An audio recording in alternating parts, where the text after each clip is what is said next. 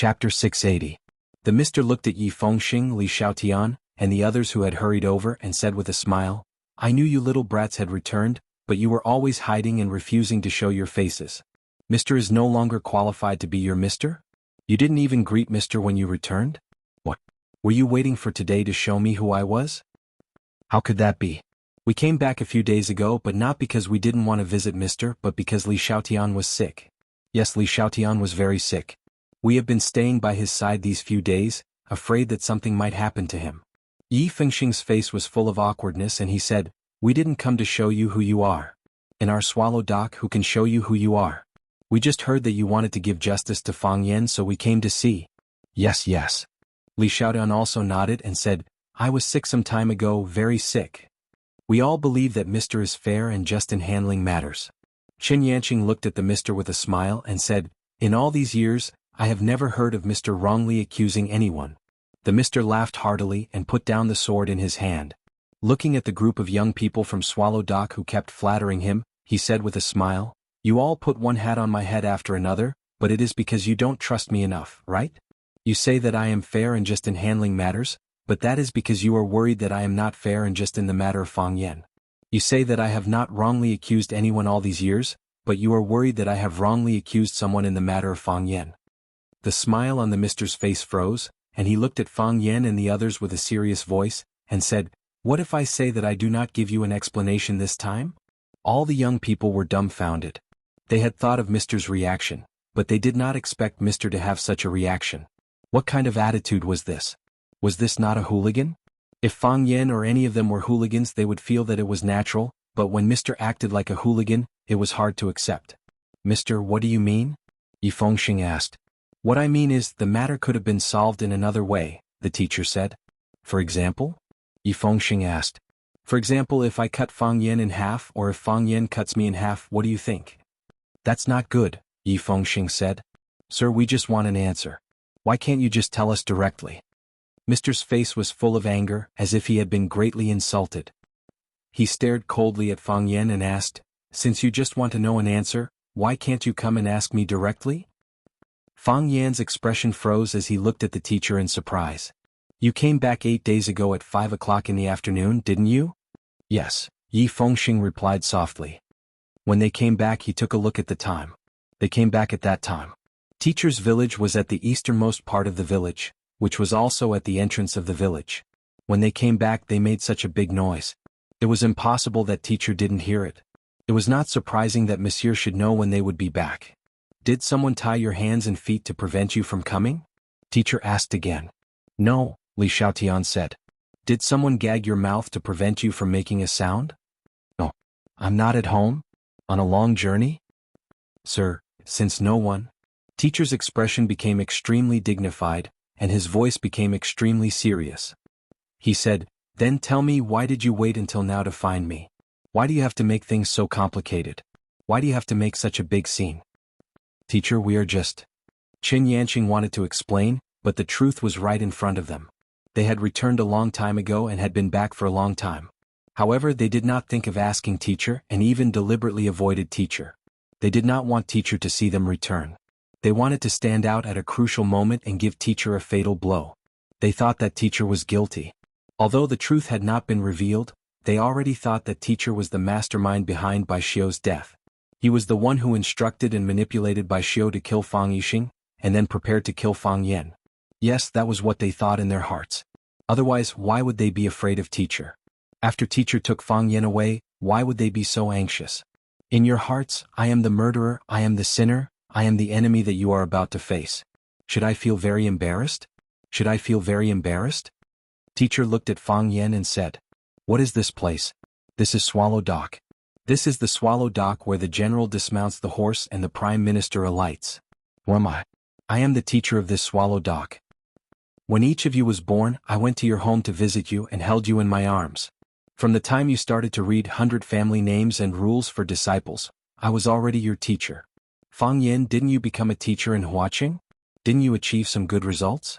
Who was the one who first nurtured and guided you in your knowledge of ancient literature? Yuan Qian, you are now Dao Mausoleum's secretary. Who was the one who first let you carefully study game theory? Li Xiaotian, you are now a businessman. When you were young you were naughty and mischievous. Who was the one who said that your natural disposition was to be temporarily recorded? Now that you have grown up and each of you has your own achievements and career, you are now beginning to question whether your teacher is a murderer? Or the culprit of the murder case. Teacher looked at Fang Yan and said, Fang Yan, if you came to me on the afternoon 8 days ago on the night you came back and you asked for an answer and you asked for justice, would I have rejected you? I was worried. Fang Yan said honestly. Since everyone had already spoken, there was no need for him to hide anything. I was worried that teacher was no longer teacher. That's right. Because you were worried that teacher was no longer teacher, you delayed it day after day. You came back in groups wanting to make a big deal out of it. You wanted everyone in Swallow Dock to see it. You were worried that teacher was being unfair. You were worried that I would speak up for Bai Xiu and wrong you. Teacher was in a bad mood. With an angry tone he said, Fang Yan, on the afternoon you came back I was waiting for you in this thatched hut. I didn't wait for you that afternoon. I didn't wait for you that night. I didn't wait for you the next day. I didn't wait for you the third day. If I hadn't coincidentally met you at the Stone River today, I'm afraid you wouldn't have come to see me today, right? When we exchanged blows just now, I knew that your body hadn't recovered yet. You couldn't use the heart of Tai Chi now you are at your weakest. How would Fang Yan dare to meet the enemy who killed his father at this time? Am I right? Yes. Fang Yan gritted his teeth and said, From the beginning of that incident, I have been waiting for you in Swallow Dock. Do you know? I don't know. Fang Yan said. I didn't expect Bai Xiu to appear in Huaqing. I also didn't expect Bai Xiu to join forces with Jiang Junling to kill me. I never expected Bai Xiu to tell me in front of so many people that my father was killed by him. Teacher, Bai Xiu is your disciple. He is a student that you have groomed. You treat him like your own son. He is my father's enemy who killed my father. How do you want me to look at you? How do you want me to look at you? Teacher, you are teacher. You are omnipotent and omniscient. In all of Swallow Dock, what can hide from your eyes? Can you tell us that you have no idea that Bai Xiu did such a terrible thing? Teacher looked at Fang Yan and said, What if I tell you that I really didn't know? Then teacher has failed in his duty. Fang Yan said. Although he still didn't believe teacher's words, he felt as if a huge stone had been lifted from his heart. He didn't want teacher and Bai Xiu to be the same kind of people, even though this was a little self-deceiving. If teacher and Bai Xiu were the same kind of people, this would be a big problem. This situation was really too big. I did not teach my students well. This is indeed my failure. Teacher nodded sincerely and said. Teacher looked at Yi Fengxing and the others and said, You came here in a group. Are you trying to force Teacher Gong again? Is he not going to give you an answer today? Teacher. Yi Fengxing said a little embarrassedly, I've already said that we are here to watch the show. However, we still hope that teacher can explain things clearly to Fang Yan. It's just a matter of a few words. Hiding things here and there will easily cause misunderstandings. It will also affect teacher's wise and powerful image in our hearts. Don't you think so? Teacher looked at the banner in Yi Fengxing's hand and said, What is this? That. Yi Fengxing wanted to hide the banner in his hand and said, It's nothing. I just wrote a poem. It's nothing much. I don't want to embarrass myself in front of teacher. Let me see, teacher said. Teacher, it's better not. Yi Fengxing looked like he was in a difficult position. Teacher extended his hand to Yi Fengxing and said, Give it to me. Yi Fengxing glanced at Fang Yan and Fang Yan nodded at him. Only then did Yi Fengxing reluctantly hand the AM in his hand to teacher. Teacher unfolded the banner. On it was a line of blood-red words, Murderer Bai Xiu. Teacher became silent, as if he was carefully appreciating the structure of the words on the banner. After a long time he sighed softly and said, Hu Wei was smart his whole life, but he also wasted his whole life. Chapter 681. The teacher sighed softly and said, Hu Wei was smart his whole life, but he also wasted his whole life. Hearing the teacher's evaluation of his grandfather, Fang Yan was a little unhappy. He said, What do you mean wasted his whole life? Fang's Tai Chi originally walked the path of extreme yin and softness. Because of your grandfather's personality, it was said to be hard Tai Chi. If he could achieve success on this path and bring the hard Tai Chi to greater heights, it would be a great thing to establish a sect. Since he chose the right path, he practiced hard on this path. In the end, your grandfather went astray again and wanted to use tricks to replace hard work. In the end, he stood out because he was focused on seeking the Tao. He became a rare Heaven Tao master in Swallow Fort. Hu Wei could create his own hard Tai Chi. How could his talent be worse than Qin Xiaoxing? Why did he work hard all his life but never become one of the top masters? It was because he thought too much. There are some things that can't be taken shortcuts. Also, he was originally one of the top masters in the Jianghu. In order to revitalize the Fang family, he chose to be the guard of the old people behind the Red Wall. This was a good thing and a bad thing. The good thing was that he expanded the Fang family's connections. The bad thing was that he delayed his main business and lost his drive. With those old people, no matter how bad Hu Wei's temper was, he couldn't speak in a rough voice. Can a martial artist without a temper be considered a good martial artist? His heart is higher than the sky, but his life is thinner than paper. Hu Wei was ambitious and capable. Why did the Fang family end up in the hands of Qin Xiaoxing? It was because Hu Wei was smart. Relying on this intelligence, he thought more than others. In this world, most successful people are actually stubborn people. They are a little paranoid and don't know how to be flexible. Once they are certain about something, they grit their teeth and don't let it go. Sometimes being smart can lead people astray. The teacher didn't want to explain too much. He rolled up the white scroll in his hand and said to Yi Fengxing, "Since Fengxing took it out, why don't you give it to me? I think it was originally for me to see, right?" Yi Fengxing didn't dare to disobey and said, "Since you like it, then take it." The teacher nodded and said, "I'll take it. If you don't want to bully others with martial arts and fight with me, then leave. It's none of your business here." He then looked at Yi Ro and said, "You little girl, I told you to go back and rest, why did you come out again?" "I'm worried about him." Yi Ro looked at the man and said. She was neither servile nor overbearing, neither shy nor secretive. This was exactly what she was thinking in her heart, so she said it openly. The teacher liked this side of Yi Ro very much. He comforted her and said, "Go back. He'll be fine." "Thank you, sir," Yi Ro said gratefully. He gently squeezed Fang Yan's hand and took the lead to leave. Yi Fengxing and the others looked at each other and followed behind Yi Wen. Very soon, only Fang Yan's lonely figure was left in the courtyard. The teacher looked at Fang Yan and said, "Come in." After saying that, he stepped aside from the doorsill. Fang Yan did not hesitate and stepped through the door. Clang. The teacher closed the wooden door, and the room fell into a state of semi-darkness. The teacher walked to his old recliner and sat down. He looked at Fang Yan and said, "Sit if you want to or stand if you don't." Fang Yan thought for a while and decided to stand. If the teacher suddenly attacked him, it would be easier for him to defend or escape. The teacher held the enamel jar and took a big sip of the big leaf tea. He looked at Fang Yan, who was standing in front of him, and said, "Fang Yan, you have your position and I have mine. My disciple admitted that he killed your father, so it's natural for you to be vigilant and resentful toward me, the teacher. Because no one can guarantee that the next disaster won't happen to them. However, from my position, I think it's a misunderstanding and an insult to me. Is the facade of Swallow Dock so worthless? Is the teacher's character so unworthy of your trust for once? Times have changed and the interests people seek are also different.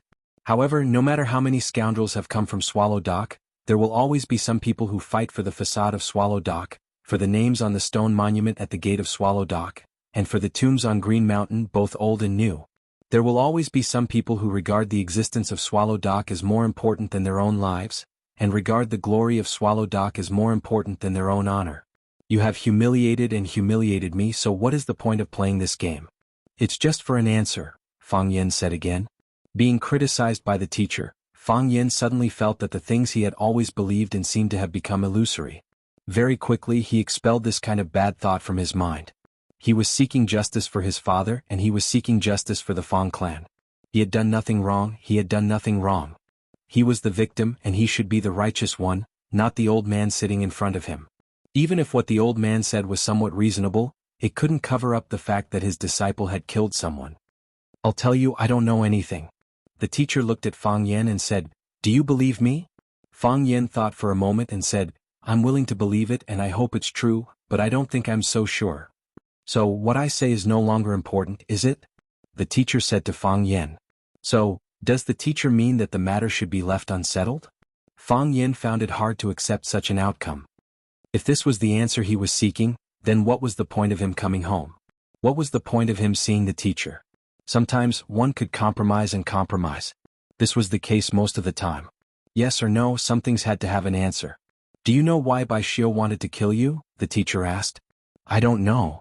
Fang Yan shook his head. "I also think it's very strange. I have no conflict with him and we have no business dealings." "How do you know you have no conflict with him?" No business dealings? The teacher asked.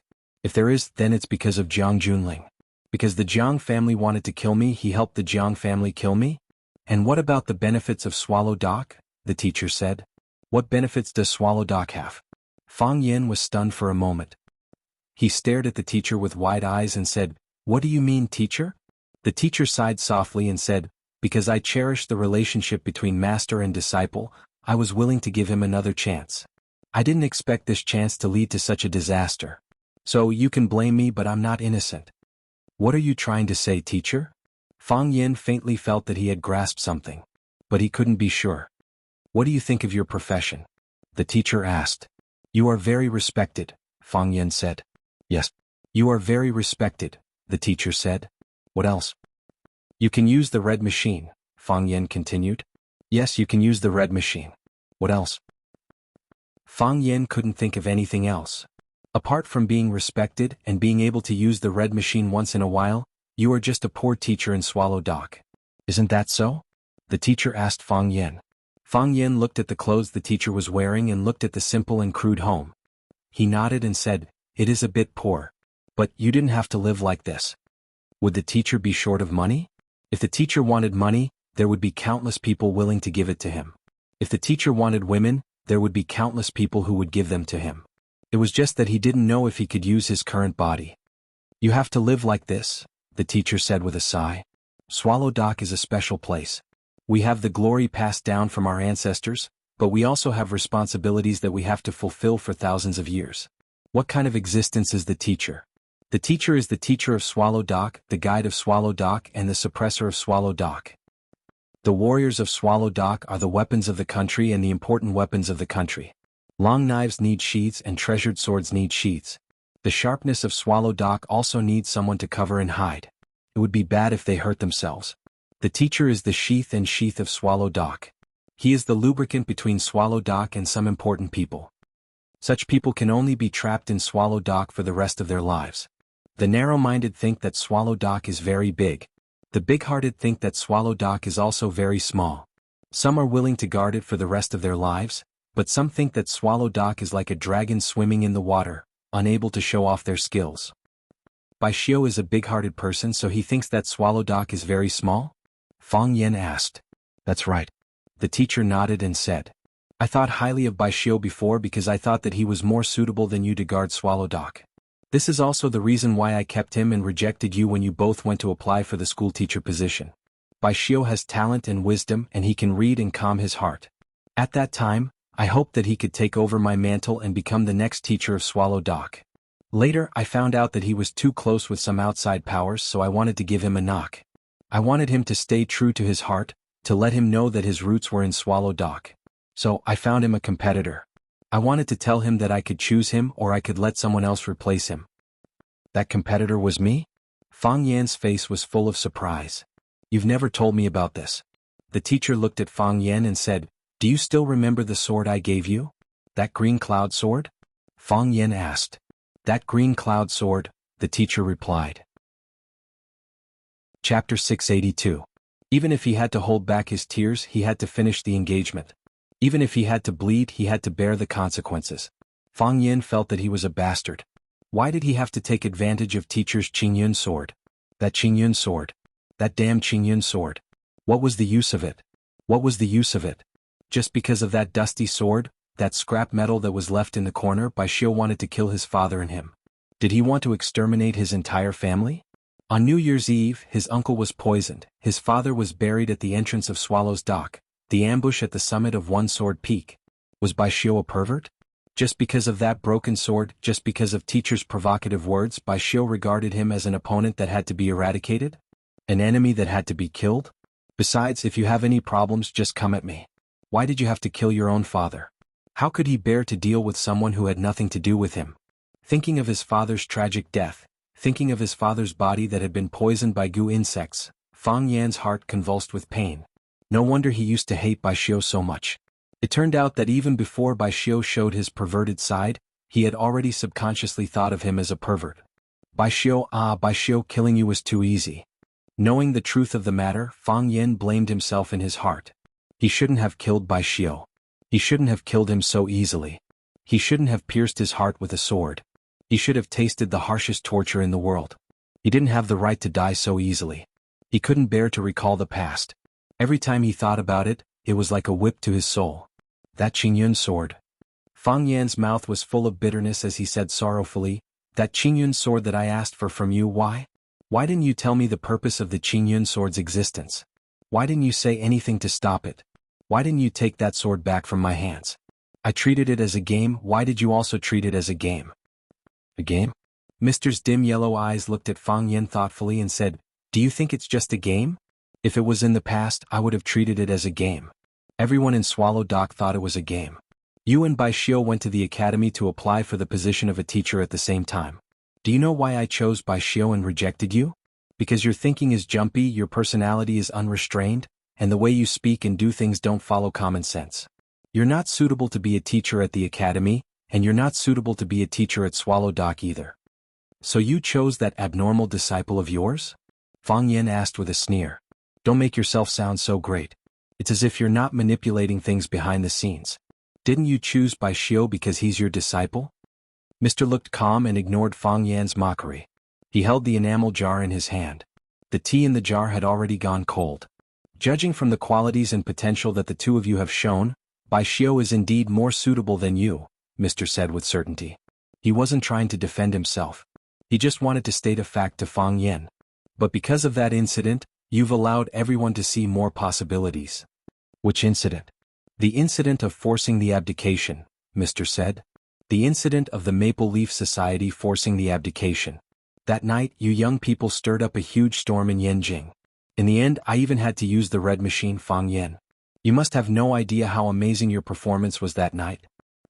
Fang Yan just wanted to curse, *CK your grandma. I just wanted to show off once. I just wanted to trap that pretentious Jiang Junling. I just wanted to please Yi Ro and give the Yi family some gifts. How did I end up getting myself into trouble? Newton was hit by an apple, and as a result, he discovered gravity. Everything in this world is really full of coincidences. Life is like a game of chess. Everyone is playing on the chessboard. If you advance, the enemy will retreat. If you are strong, the enemy will be weak. You were on an insignificant battlefield. At least at that time, it seemed to be nothing more than a romantic occasion. But you were able to decide the outcome with one battle. You gambled yourself, the Fang family, the Yi family, the entire Swallow Fort, and me. You killed the Jiang family and nailed them to the pillar of shame. At that time, I understood your motives and hesitated. But in the end, I couldn't help it. You seemed to have calculated the mentality that everyone should have. You knew that I couldn't help it. I knew that it would make you and the Yi family great, but I still couldn't help but help you and push you. It's like there's only one stroke left in a good character. There's only one drop left in a pot of good wine. Who can control it? You are the winner. The Fang family is the winner. The Yi family is also the winner. Even I am a winner. You won easily and it was pleasing to the eye. The Jiang family lost. You lost inexplicably, but you had no choice but to accept it wholeheartedly. I didn't say these words. It was that old man from the Jiang family who called me and said it himself. Fang Yan, you definitely didn't think that the decision you made that night would have such a great influence, did you? You definitely didn't think that the accident would continue to ferment and only display its enormous power and influence several years later, did you? Fang Yan muttered to himself for a long time. He said in a hoarse voice, I didn't think. If I had known it would be like this, I would have chosen to retreat. I would have even apologized. I didn't want to play with them. I couldn't afford to. Fang Yan was speaking from the bottom of his heart. If he had known that this would be the result, if he had known that his father would die tragically as the price, he would have chosen not to provoke Jiang Junling. He would have even been willing to apologize to Jiang Junling. If he could choose again, he would have said, I'm sorry to him. He hoped that his father would live, and he would become a cowardly filial son. But in the end, you still fell into the trap, Sir said with a sigh. After that incident, countless people went to inquire about you. Even more people began to focus their attention on you. Before that, everyone thought you were still young. Everyone thought you were a playful child. It wasn't until that night that everyone realized that you had grown up. Your existence added many variables to Swallow Fort. It was also from that night that I suddenly had this thought. Perhaps you were more suitable for Swallow Fort than Bai Xiu? I'm not suitable, Fang Yan said bluntly. But Bai Xiu felt that you were suitable. So he listened to you and killed my father? And wanted to kill me as well? I just wanted to give him a warning. I wanted him to know that he wasn't the only choice. I still have you and Fang Yan. A trace of guilt finally appeared on Sir's face. So, when you took the Emerald Cloud Sword, Bai Xiu reminded me if I wanted to get it back. I said no need. Good luck. Since he sent me to the Emerald Cloud Sword, I'll give this sword to you and send you straight to the Emerald Cloud Sword. I thought he would understand what I meant, but I didn't expect him to go to such extremes. I'm responsible for the tragedy that happened later. No matter what, I was the one who set you up. I was the one who pushed you against him, causing him to feel great pressure. But you should know that I've never thought about this. I've never thought about it, Fang Yan said with grief and indignation. I'm a simple person. I just want to live a simple life. I don't like scheming and I don't want to fight. Everything I want, I have it. It's useless even if you give it to me if I don't want it. I just want the people I care about to be well without illness or disaster, and for everyone to live well. What if I give you another chance? Sir said. You killed Bai Xiu. You've already used your actions to prove that you're more suitable than Bai Xiu. Now what's your choice? I refuse, Fang Yan said again. Whether it's in the past or now, whether Sir is a Sir or not, my attitude is still the same. I refuse. The affairs of the world are laughable. Some people view them as treasures while others discard them like rotten grass. It's a pity that they died, Sir said. But how can everything go according to one's will while living in this world? Tell me, if I take off this tattered leather coat I'm wearing, who should take over Swallow Dock? What do you mean, sir? Fang Yan stared at Sir and asked with wide eyes. No matter what, this started because of me? Personally, Bai Xiu is my disciple. My disciple made a mistake and I, as his master, didn't teach him well. Publicly, I'm the Sir of Swallow Dock. When such an evil thing happened in Swallow Dock as the Sir, I have to stand up and take responsibility. I have to stand up and seek justice for the villagers. These are all very important things that I have to do. So, I'm no longer suitable to hold the position of Sir of Swallow Dock. But Fang Yan's heart was in a mess. Was this the answer he wanted? Was this the result he wanted? Would it be good or bad for him if Sir were to step down from his position? Would it be good or bad for Swallow Dock? Sir's decision was really hard to see through. You still haven't answered my question. Sir chuckled as he looked at Fang Yan and said, if you were to find someone in Swallow Dock to take over my mantle, who do you think is more suitable? Fang Yan thought for a moment, then said seriously, Yi Daowen. Chapter 683. The Fang Family. In the backyard of the Fang family, Lu Wan was holding an official teacup made after the rain. The Longjing tea in the teacup was already cold. The color of the tea had thickened and the fragrance had diminished. Lu Wan did not bring it to her mouth to take a sip. She looked anxious and kept looking at the entrance of the yard. Fang Huwei held the teacup and drank leisurely. He had just eaten one cup and asked his family member Fang Li to add water to the cup. Now he was drinking the second cup of tea. It's rare for Fang Yan to give me this rare roaring Longjing tea because of his filial piety. This tea can't be drunk by ordinary people. I only saved half a caddy of it and I'm reluctant to give it to others. I'm in a good mood today, so I asked someone to make a cup for you, but you didn't even taste it. Did you just waste this good tea? Fang Huwei glanced at Lu Wan and said with some dissatisfaction. Seeing her father-in-law so calm, Lu Wan couldn't help but ask, Dad, will Fang Yan really be okay after being called by Master? No. Fang Huwei said indifferently. How many times have I told you that he will be fine? But you don't believe me. What can I do? But didn't Fang Yan come back this time to seek justice from Master? Fang Yan looks casual, but he has a sense of propriety. If he doesn't agree with Master, it's Fang Yan who went to Master to seek justice, not Master who came to Fang Yan to seek justice. Fang Yan didn't do anything bad. What can happen to him? Fang Huwei said indifferently. Believe in Fang Yan and believe in your own son. What Fang Yan can do we may not be able to do. What Fang Yan can't do we definitely can't do.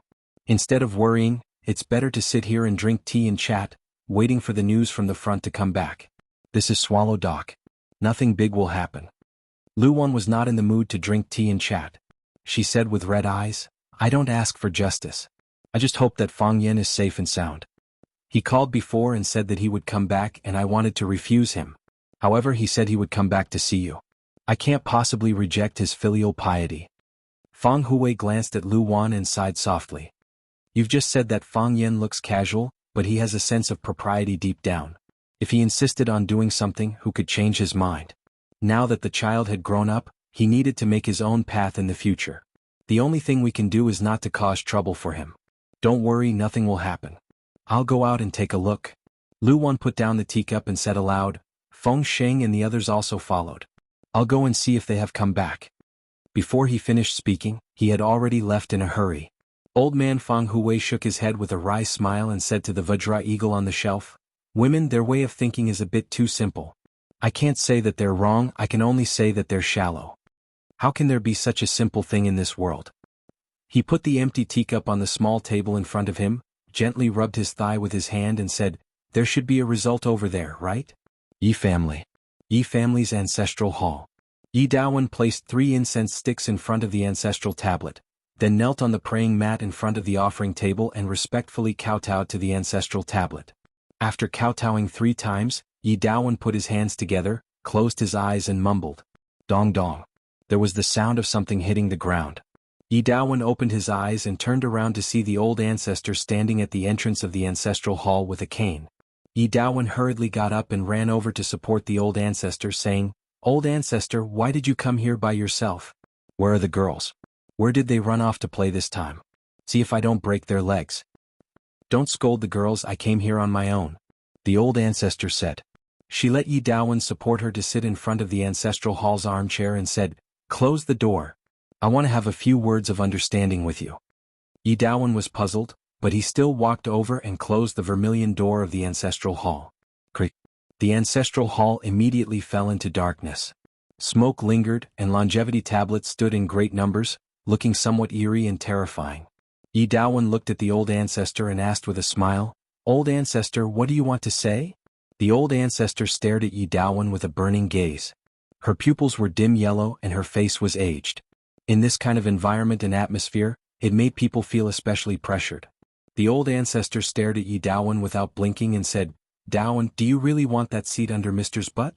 Old ancestor. Answer me yes or no. Old ancestor, there are some things that I can't decide alone. Yi Daowen said in a deep voice. This is everyone's wish. I know it's your collective decision. There are some things you want to hide from me and there are some things you can't hide from me. But Daowen, do you think you can replace Mr. as Swallow Doc's Mister? Do you think you're worthy? At the village entrance. The stone tablet of Swallow Doc. Yi Ro looked at the name on the stone tablet with rapt attention. After 100 years of wind and rain, the words on the stone tablet were somewhat blurred, but the name on it had been engraved in the hearts of every Swallow Doc villager. A man should be engraved on a stone to record his merits. This was something that the elders of Swallow Doc often said to their children. Every villager of Swallow Doc wanted to engrave their name on the big stone at the village entrance one day. Originally, Yi Ro had a chance. If she had resolutely swung out that sword, she would have succeeded in breaking through the heavenly Tao, and her name would have been engraved on the stone tablet. Unfortunately, she had let go of such a precious opportunity. Sister. Yi Fengxing stood behind Yi Ro and called out carefully, If we leave just like this, if Mr. were to kill Fang Yen, we won't be able to save him in time. Yi Ro finally came back to her senses and found that everyone present was looking at her anxiously. Yi Ro was touched.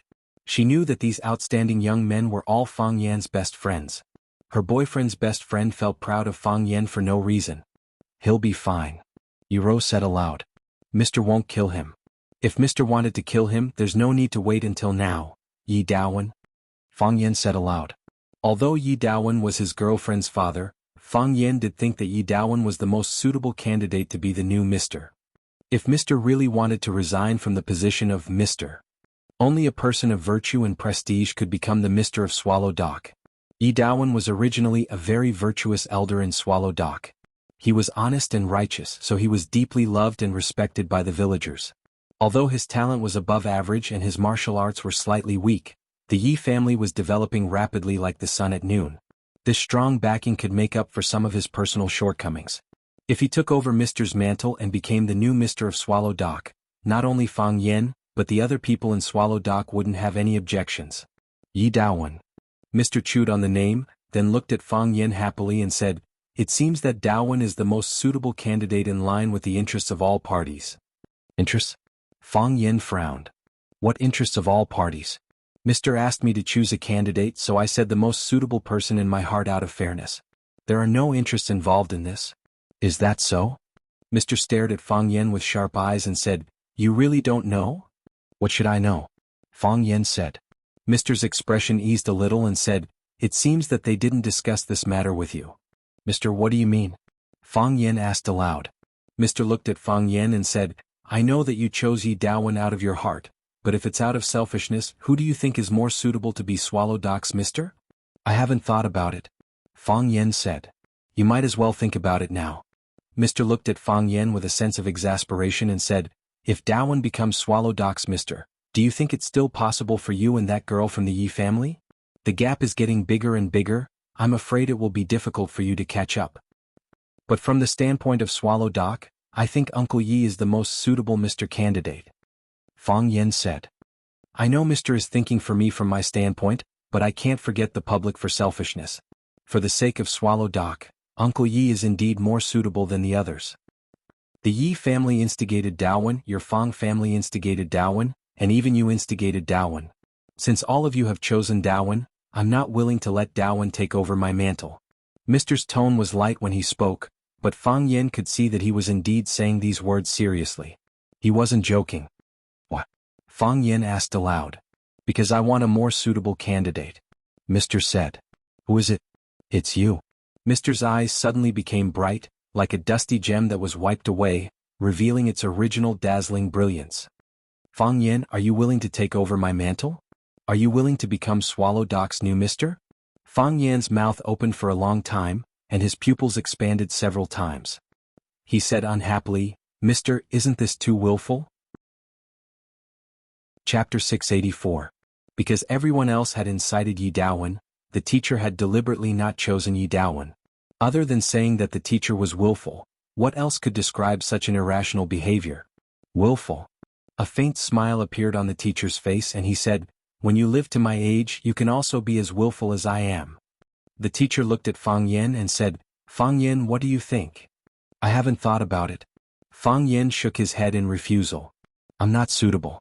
Why not? I'm neither virtuous nor prestigious and I'm still too young. Fang Yen said. He could list out 100 shortcomings that made him unsuitable for the position of teacher, but when faced with his true shortcomings, he was unwilling to admit them in front of others. It was the same as a fatso not willing to tell others that he was a fatso, and he would tell others that he had a bad temper. Therefore, the reasons he gave for his refusal seemed somewhat insignificant. The teacher pointed to where Fang Yen was standing and said, at that time you were also standing here. Do you remember what I told you at that time? Whether you are suitable or not, you can only find out as you go on. You have already led Swallow Doc to take a step forward, so Swallow Doc can no longer retreat, and others won't allow us to retreat either. We can only move forward with all our strength. Since you have led Swallow Doc to take the first step, then lead Swallow Doc to continue moving forward. You are duty-bound to carry out this mission. Fang Yen, you are duty-bound to carry out this mission. I told you this a long time ago. At that time you didn't remember it. This time, no matter what, you must remember it. I still say the same thing, I am not qualified for the position of teacher. Fang Yen said with a serious expression. No matter who becomes the teacher of Swallow Doc, that person will definitely not be me. The teacher chuckled and said, it seems that we are also divided on this issue. Yes, Fang Yen said. I know myself and I know what kind of job I am suitable for. Just like how you felt that I was not suitable back then, I also have the same understanding of myself. We are not divided on this point. The teacher chuckled and said, let's talk about this later. Are you free tomorrow? Tomorrow? Fang Yen looked at the teacher in confusion and said, what plans does the teacher have? I'll take you to meet a few people, Mr. Wang said. They bullied the people of our Swallow Doc. They have to give us an explanation. So much time has passed, but here.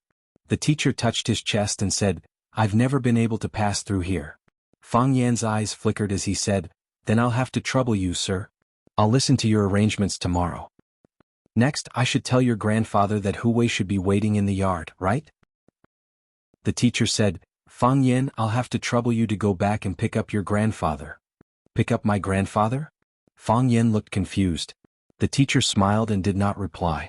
Fang Yen stood in the house for a while, then pushed open the wooden door and walked in. When Fang Yen pushed Fang Huwei into the room again, Mr. Fang had already fallen asleep on the rattan chair. He looked very tired and there was a heavy snore between his breaths. Fang Yen did not speak, but just quietly stood behind his grandfather. Fang Huwei glanced at Fang Yen and waved his hand, signaling him to go out first. Fang Yen glanced at the teacher again and then tiptoed out. The teacher was sleeping soundly and Fang Huwei did not want to disturb him. He was lying on the back of the wheelchair, eyes slightly closed, hands swinging on his thighs, and mouth lightly humming an unknown song. "It's taking Tiger Mountain by strategy," the teacher suddenly said. He still did not open his eyes when he spoke. Through the forest sea, across the snowfield, the spirit soars to the sky, expressing lofty sentiments and lofty aspirations. Facing the mountains, may the red flag flutter in the 5 continents and the 4 seas, even if it's a sea of fire and a mountain of knives. I can't wait to turn the flying snow into spring water, and usher in the spring to change the world, the teacher sang and Fang Huwei echoed. The more they sang, the more passionate they became and the more energetic they became. When the voice came out of the door, Fang Yen smiled bitterly and said, "These 2 old men are having a good time." After singing a part, the teacher opened his eyes, glanced at Fang Huwei and said, "Do you want some tea?" "I just drank at home," Fang Huwei said. "I drank 2 bowls. Waiting is torturous," the teacher said. "Drinking a bowl of tea to calm the mind is also necessary." The teacher stood up, took a kettle and filled his big enamel jar with water. He took out a big bowl, threw a handful of big leaf tea at the bottom of the bowl, and then filled it with water, brought it in front of Fang Huwei and said, "Your legs are not flexible, let me make you a cup of tea." Fang Huwei hurriedly took it and said, "Thank you, sir. This kind of thing should be done by me. I didn't expect a cripple would also take advantage of others." The teacher sat back on his recliner with the enamel jar, looked at Fang Huwei and said, "You, cripple, are not simple." "It's not simple, sir," Fang Huwei replied without raising his head, blowing the big leaf tea on the bowl. "Huwei, is there a need to do this?" the teacher said. "Why would I need it?" Fang Huwei smiled silently. "There are many things that I don't think are necessary but they really happened. We don't feel good in our hearts, but since there is a problem, what we can do is to solve the problem. Sir, don't you think it makes sense?" "Yes, it makes sense," the teacher said. "You have prepared for so long and built up your momentum for so long. Don't you want the position under my butt?" "Huwei, in fact, as long as you say it, I will give it up. I don't care about this position and I don't want to be a teacher. I was forced to be a teacher by my master. For this position I put 1 foot in the door of the way of heaven and then I took it back. As I get older I think about more problems. Sometimes I would think about it. Was my choice the right one? Is this what I want? I used to think yes, that's what I want, but now I don't think so. Whether it is or not, in fact, it doesn't matter. I won't ask myself anymore. Asking itself is a kind of questioning of my own choice. Since I have made a choice, I have to stick to it to the end. This is what we should do." "We thought that you would give it up, but we also thought that you wouldn't," Fang Huwei said with a smile. "You're a teacher. If you don't give it up, we can't influence your decision. On the way here, Fang Yen told me that you want him to be a teacher. What ability does that kid have to be valued so much by you? You know better than me what kind of person your grandson is. In front of you, I don't want to praise him again. Lest you, old man, are secretly happy in your heart and say something that you don't mean. Huwei, are you determined to tie your Fang family and Yi family together?" Fang Huwei picked up a big bowl and took a sip of tea. He said, "It's not really a tie. It's just some cooperation. I know that nothing can be hidden from you, sir." "You didn't try to hide it from me, did you?" Sir said with a sarcastic smile. "You've been preparing for so long. Didn't you want to give me a fatal blow?" Sir took out the Murderer by Xiao scroll that he took from Yi Fengxing and looked at Fang Huwei. "How long have you been writing this scroll?" The entire Swallow Dock knew that you had written such a piece of calligraphy. Also, when Fang Yen went to the Yi family, smashed the door and broke into the ancestral hall, the Yi family was all bark and no bite. They didn't do anything to Fang Yen. Before Fang Yen returned to Swallow Dock, you had already made sufficient preparations. When Fang Yen returned to Swallow Dock, you pushed him to the teeth of the storm. When everyone was paying attention to Fang Yen, they couldn't help but think that Fang Yen came back to see Sir. When will Fang Yen meet Sir? How will Sir treat Fang Yen? You've portrayed Fang Yen as a hero who wants to avenge his father, and you've portrayed me as a hypocrite who is a hypocrite. If I still don't know your purpose, then I'm not the Sir of Swallow Dock. Some things are designed and some things are really God's will, Fang Huwei said embarrassedly. That child, Teng Wen, forced her way in. Fang Yen was worried about Teng Wen's safety, so he hurriedly ran over. He broke the door and broke into someone else's ancestral hall. The Yi family was also very angry about these things. For this matter, Dao Ling specially asked someone to bring me to his house to discuss for a while. Later, the truth was revealed. Dao Ling went to our house to apologize. I begged the Yi family to stand up and say something at the critical moment. It was a fair and just sentence, and Dao Ling agreed. However, he also put forward his own request. They wanted Dao Wen to become the Sir of Swallow Dock. I felt that this request was not bad for us, so I agreed. Don't you think that the Yi family is too greedy? Sir looked at Fang Huwei and said. Fang Huwei nodded and said, but Dao Wen is indeed the most suitable candidate. Most of the time, we choose people not only because they are suitable but also because they are suitable. Sir said in a deep voice, if Yi Dao Wen becomes the Sir of Swallow Dock at that time, who can stop the crazy development of the Yi family? Chapter 685. Fang Yin didn't want to be Mr. Yi. He didn't want to be like Mr. Yi, who only had one foot in the heavenly Dao realm. After some thought, he pulled back. He didn't want to be like Mr. Yi, who had to work for the country and suffer in Swallow Dock. He didn't want to be like Mr. Yi, who had to protect Swallow Dock for the rest of his life. He didn't want to be like Mr. Yi, who had to carry a manure basket everywhere to shovel feces and become a manure digger. Fang Yin liked peace and freedom. He wanted to see the precipitousness of Mount Tai and the vastness of the grasslands. He wanted to experience the sunrise of the Red River and feel the snow on the glaciers. He wanted to go to the deserted North Sea to hunt eagles. He wanted to go to the inaccessible land of extreme cold to find Ice Dragon. He wanted to bring Mo Chingi back. He wanted to travel all the famous mountains and rivers, and he also wanted to see all the spring flowers and winter snow. He wanted to be free and unrestrained. He wanted to buy a plane ticket and fly to Paris to feed the pigeons when he was bored. He wanted to go to Hengyan to listen to the sound of shooting stars streaking across the sky when he was depressed. He wanted to take Yi Gentle and let Yi Gentle carry the money. They could go on one trip after another whenever they wanted. He didn't want to be Mr. Yi. He only wanted to live for himself. He didn't want to live for others. He didn't want to live for responsibility. If he did that, he would be going against his own conscience. So, when Mr. Yi proposed such a tempting condition, he didn't hesitate to reject the men of Swallow Dock. How many people didn't want to be Mr. Yi? However, Fang Yin was still worried. He knew that his grandfather often thought differently from him. He lived for himself, but his grandfather would add different things to his life, such as glory and responsibility. So, even when Fang Yin waited alone in the courtyard, he still felt uneasy. He heard Mr. Yi and his grandfather singing. They were singing excerpts from Taking Tiger Mountain by Strategy. In their eyes, who was Yang Zirong? Who was Mountain Eagle? Now that the singing stopped and there was no sound from inside, it seemed that they had just entered the main topic. The negotiation had indeed entered the main topic, but it was different from Fang Huwei's plan. If Yi Daowen becomes the teacher of Swallow Dock, then who will be able to stop the Yi family's crazy development? Hearing Master's words, Fang Huwei held the big bowl and smiled silently. He said, how the Yi family will develop and how far it will develop are the problems that Master needs to consider. What does it have to do with a crippled old man like me? Mr. Yi looked at Fang Huwei and said, you deliberately tried to ruin my reputation, didn't you? Didn't you want me to give up my position to the Yi family? This happened because of you. How could it have nothing to do with you? Fang Huwei sighed and said, I'm only responsible for helping the Yi family get Master's position. As for how the Yi family will develop in the future, I'm not in the mood to study it, nor am I able to find out. So you're saying that you're only responsible for releasing the monsters in the cages, but you're not willing to take any responsibility for the monsters' actions after they're released? In your eyes, the Yi family is a monster. Any unrestrained power is a monster, Mr. said. It's the same for Swallow Dock, but it's locked in a cage. That's why Swallow Dock has Master. Mr. looked at Fang Huwei with a playful look and said, it's strange that your Fang family keeps creating opportunities and fighting for benefits for the Yi family. 3 years ago, Fang Yin helped Yi Daoling get his current position. Now he's in charge of Huaxia's economic lifeline. Now you, this old fellow, are pushing the waves from behind, wanting to help Yi Daowen obtain the position of Mr.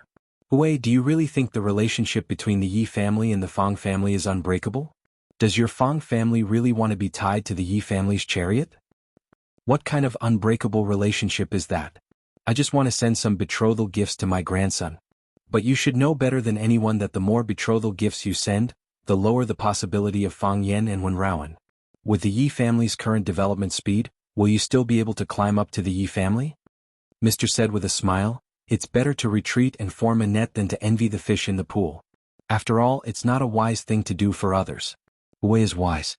You should understand these principles more clearly than I do. Do you mean you want Fang Yen to be master? Yes. But if Fang Yen becomes master, he will have to tear up with the Yi family. I'm afraid the marriage between the Fang family and the Yi family will be even more impossible, right? Fang Huwei reached out and touched the cup. He said with a smile, "You're harming me. You're up to no good. If I want to achieve what I want, I need to have enough strength. It's not hard to choose between being a bug that can only follow and respond, or to be a dragon that can contend with the Yi family, right? It's difficult." Fang Huwei said with a smile, "It's very difficult." Mr. looked at Fang Huwei and said, "Then do you choose to be a worm? Or choose to be a dragon?" "Naturally, I choose to be a dragon." Fang Huwei said, "Wealth comes from danger. What do you think, Mr.?" Mr. smiled and said, "Huwei, you're too smart. What a pity." The smile on Fang Huwei's face slowly disappeared. He looked at Mr. seriously and said, "I know what you're feeling sorry about, but if you were me, what would you choose?" "I'd choose the same as you," Mr. said simply. "That's why I said we're both smart people." Fang Huwei said, "Smart people have a hard life." Mr. pointed outside with his finger and said, "You've been doing these things without telling that boy? Fang Yen is smart and flexible, but he's pure in nature. The things we've done are too dirty. Even if he doesn't say anything, he'll still feel a little uncomfortable. Instead of that, it's better to get things done first. I'm lame and old. I can't help him in other aspects, but I'll help him take the blame and shield him from the dirty water. I'm good at these things." Mr. sighed softly and said, "It's not easy for you." Fang Huwei laughed and said, "But I have a good grandson and you don't." If there was a list of the most annoying people in Swallow Fort, the Fang family's grandfather and grandson would definitely be on it. Old street, old house. Fang Yen sized up the seemingly ordinary but not simple old alley. He looked at Mr. and asked, "What is this place?" On both sides of the alley were courtyards with red walls and gray tiles that looked very old. Some of them still maintained the style of the previous courtyard houses. However, the doors of each courtyard were tightly shut. One couldn't see what was going on inside, let alone know what kind of people lived in the courtyard. The street was narrow and the middle of the alley could only allow one car to pass. Larger cars couldn't pass at all. There was no flow of people on bicycles and it was rare to even see people. It was clearly in the downtown area, and the most important center of power in Wuxia was separated by a wall. However, this alley was very quiet and there was almost no noise. Most importantly, Fang Yen sensed the aura of experts. There were at least 4 experts lying in ambush in the places he knew. There were also some people who were even more secretive. Only after they took action would he know their exact location. "Debt collectors?" Mr. said expressionlessly. He reached out to knock on the door. He grabbed the copper buckle in the mouth of the Pihu beast and slapped the door. Pa pa pa. After 3 sounds, Mr. took a step back and stood at the bottom of the steps with his back straight. Creak. The wooden door was pulled open from the inside, and a tall woman appeared at the door. The woman bowed to Mr. and said, "Mr. Master knows you are coming today. He has already prepared good tea and has been waiting for you for a long time." Mr. nodded and raised his foot to enter the door. Only then did the woman's gaze fall on Fang Yan's face. She said with a smile, "Handsome boy, we haven't seen each other for a long time." Fang Yan looked at the woman in camouflage clothes and said, "Tigress, I haven't seen you for some time." The woman was the eagle herding in the sky and the tigress on the ground. Fang Yan knew that she was Jiang Junling's subordinate. The two of them had interacted before. However, he didn't expect to see her again here. Fang Yan looked at the tigress and sized up the old house in front of him. He said with a smile, "Is this the general's house?" The tigress also smiled. The woman's facial features were very beautiful. Because her chest was too large, she gave off a very strong feeling. However, when she smiled, there was a strange kind of sexiness. Conquering such a woman was also a good challenge for many men. "You stood at the door and came to ask for a debt. I don't know where you went. What if you were sold?" The tigress squinted her eyes and joked with Fang Yan. She moved her body to the side and made a gesture of invitation.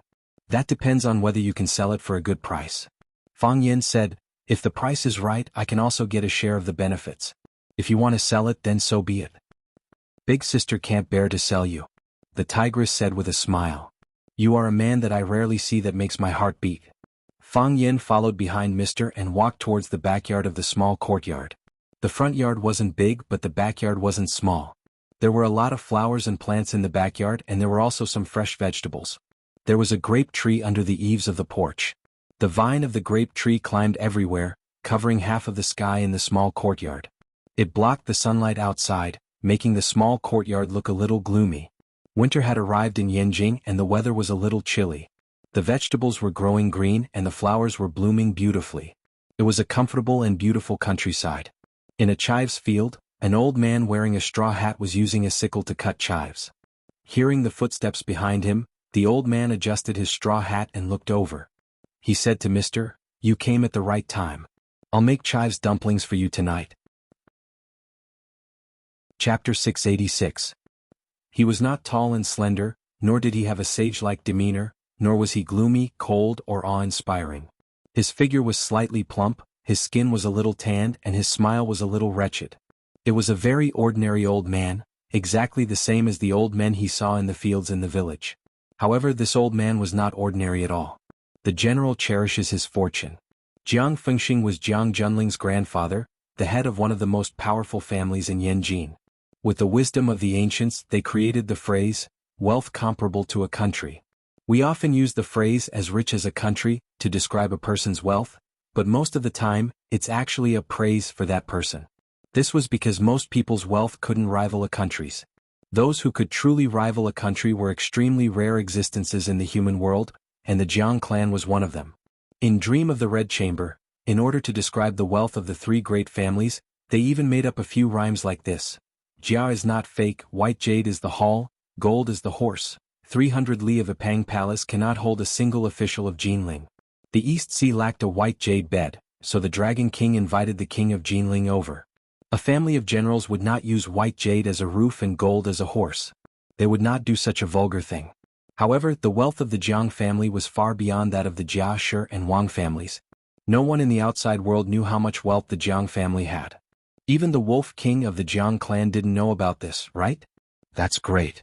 The teacher said with a smile, I haven't eaten your chive dumplings for many years. That's because an esteemed guest like you doesn't easily pay a visit. Jiang Shifu chuckled. Tell me what's so good about guarding Swallow Dock? With such a group of powerful people around who could bully them. Do you really have to be like an old hen protecting her chicks, guarding there for a moment? I say, when you have nothing better to do, you should come out and walk around more. You should go to Yanjing City more often. You didn't see your group of old friends in Yanjing City back then? Aren't I here now? Mr. Wang said with a smile. An old friend is an old friend. Whether he comes or not, we are still friends. While Jiang Shifu was talking to the teacher, he had already walked out of the vegetable field with a basket. He handed the basket in his hand to the tigress and said, wash the vegetables, then add a few more eggs and fry them together. Chop the stuffing into smaller pieces and add more sesame oil. I'll go mix the dough later. The tigress carried the basket and left, leaving Shifu in the corner of the yard with the tap to wash his hands. The teacher pointed at Fang Yan and said, Fang Yan. There were waves rolling in Jiang Shifu's eyes, and in an instant he restored his tranquility. He looked at Fang Yan with great interest and said, let's eat dumplings later. Young people should eat more bowls. Fang Yan smiled and said, I will try my best. Fang Yan didn't expect to eat dumplings at the general's house. He also didn't expect the dumplings at the general's house to taste so good. Tiger stir-fried dumpling stuffing, Shifu and dough rolled into dumpling skin. It was neither soft nor hard and the thickness was just right. With a single bite, his mouth was filled with oil. The green flavor of the chives and the aroma of the eggs blended together perfectly. It was even more delicious than the dishes cooked by star-rated chefs. The teacher ate a small bowl and Jiang Shifu also ate a small bowl. After the two of them ate the dumplings, they each held a bowl of dumpling soup and sipped it. Fang Yan ate 3 bowls in a row. When he ate the second bowl, he felt almost full. The tigress asked him to eat another bowl, and he felt that eating another bowl was fine. Since the teacher dared to eat it, he wasn't worried that there was poison in the dumplings. Jiang Shifu looked at Fang Yan with a smile and said, it's good to be young. When I was young I could eat 5 bowls, but it wasn't a bowl like this. It was a bowl that was much bigger than this. Each bowl was full of sprouts. That bowl must be filled with dozens of dumplings, right? Dipping it in chili oil and mixing it, eating the dumplings and then drinking the soup, tsk, that taste is really beautiful. The teacher looked at Jiang Shifu and said, you speak as if you had suffered a lot when you were young and how much tiredness. When I knew you, you were still a playboy. Brother, eating dumplings with chili oil was just you getting tired of eating delicacies and changing your taste. Your ancestors have a foundation that can't be squandered in 10 lifetimes. You can't lie to me about this kind of thing. Jiang Shifu laughed loudly and said, "It's strange. Our Jiang family has produced great generals and great scholars, but we've never produced farmers.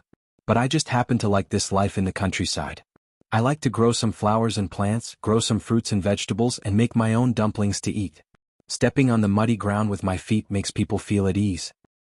"Your heart is at ease, but other people's hearts aren't at ease," the teacher said with a sigh.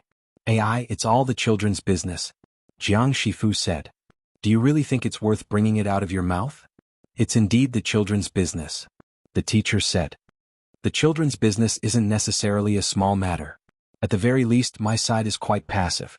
The teacher held the bowl in one hand and pointed at Fang Yen with the other, saying, "Look, he's already come knocking on our door. How can we not give an explanation?" "Then give him an explanation," Jiang Shifu said. He drank most of the noodle soup in the bowl in one gulp, then put the large bowl on the stone table and waved at Fang Yen, shouting, "Young man, come here." Fang Yen quickly stuffed the last dumpling in the bowl into his mouth, threw the bowl to the side, and walked in front of the two elders. Jiang Shifu looked at Fang Yen and asked with a chuckle, "Are you full?" "I'm full." Fang Yen chewed the dumpling in his mouth and quickly swallowed it. "It's good that you're full," Jiang Shifu said. "This is the first time you've been a guest at my house. I don't have anything else, but I have to make sure you're full. Since you're full, let's talk about some serious matters." Fang Yen knew that the main topic had come. He didn't respond and waited for Jiang Shifu to continue. Jiang Shifu looked at Fang Yen and said, "Long Chenxiang said that you came knocking on our door, so we have to give you an explanation. What kind of explanation do you want?" "Father died tragically and Huaqing was in danger. I want justice," Fang Yen said with a serious expression. It was all done by that brat of our family?" "Indeed," Fang Yen said. He was worried that Jiang Shifu would act shamelessly and be unwilling to admit to the disgusting things his grandson had done. In his heart he was willing to do anything for his family. Not to mention a small matter like lying and acting shamelessly. "I think that many people can testify to this matter. I'm not doubting your character. I've also heard a little about what that brat has done." Jiang Shifu smiled and waved his hand. "If Jiang Junling returns, he will naturally punish the Jiang family. But you also know that ever since Jiang Junling went to Huaqing, he hasn't returned.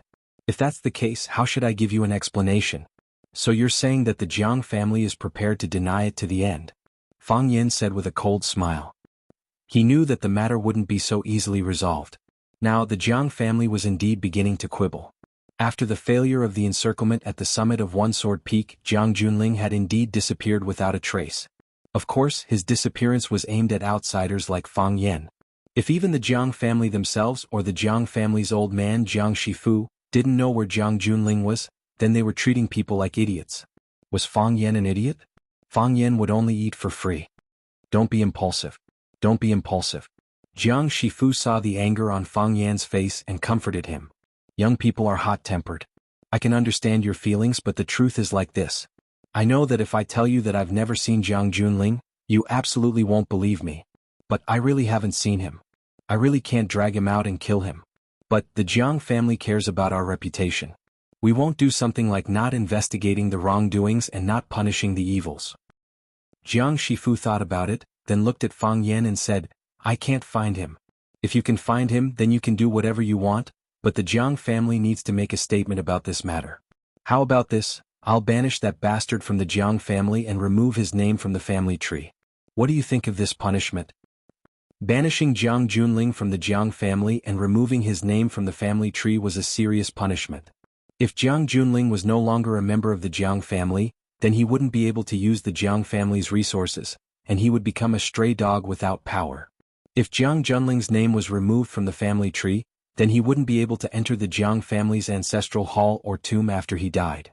In other words, Jiang Junling would have no parents, no relatives, no ancestral tablets, and would become a person without roots. Thinking about how Jiang Junling would have no roots in the future, Fang Yen was quite pleased. However, this kind of punishment didn't have much meaning to Fang Yen. If the Jiang family could banish Jiang Junling and remove his name from the family tree, then they could call him back. Even if they didn't allow Jiang Junling to return to the family tree, wouldn't Jiang Junling no longer be a member of the Jiang family? At that time, without the restrictions of his identity and with the secret support of the Jiang family's resources, wouldn't Jiang Junling be like a fish in water and be able to do even more things? However, Fang Yin had no way of rebutting Jiang Shifu's proposal. In a situation where they couldn't find Jiang Junling, they had already shown such great sincerity.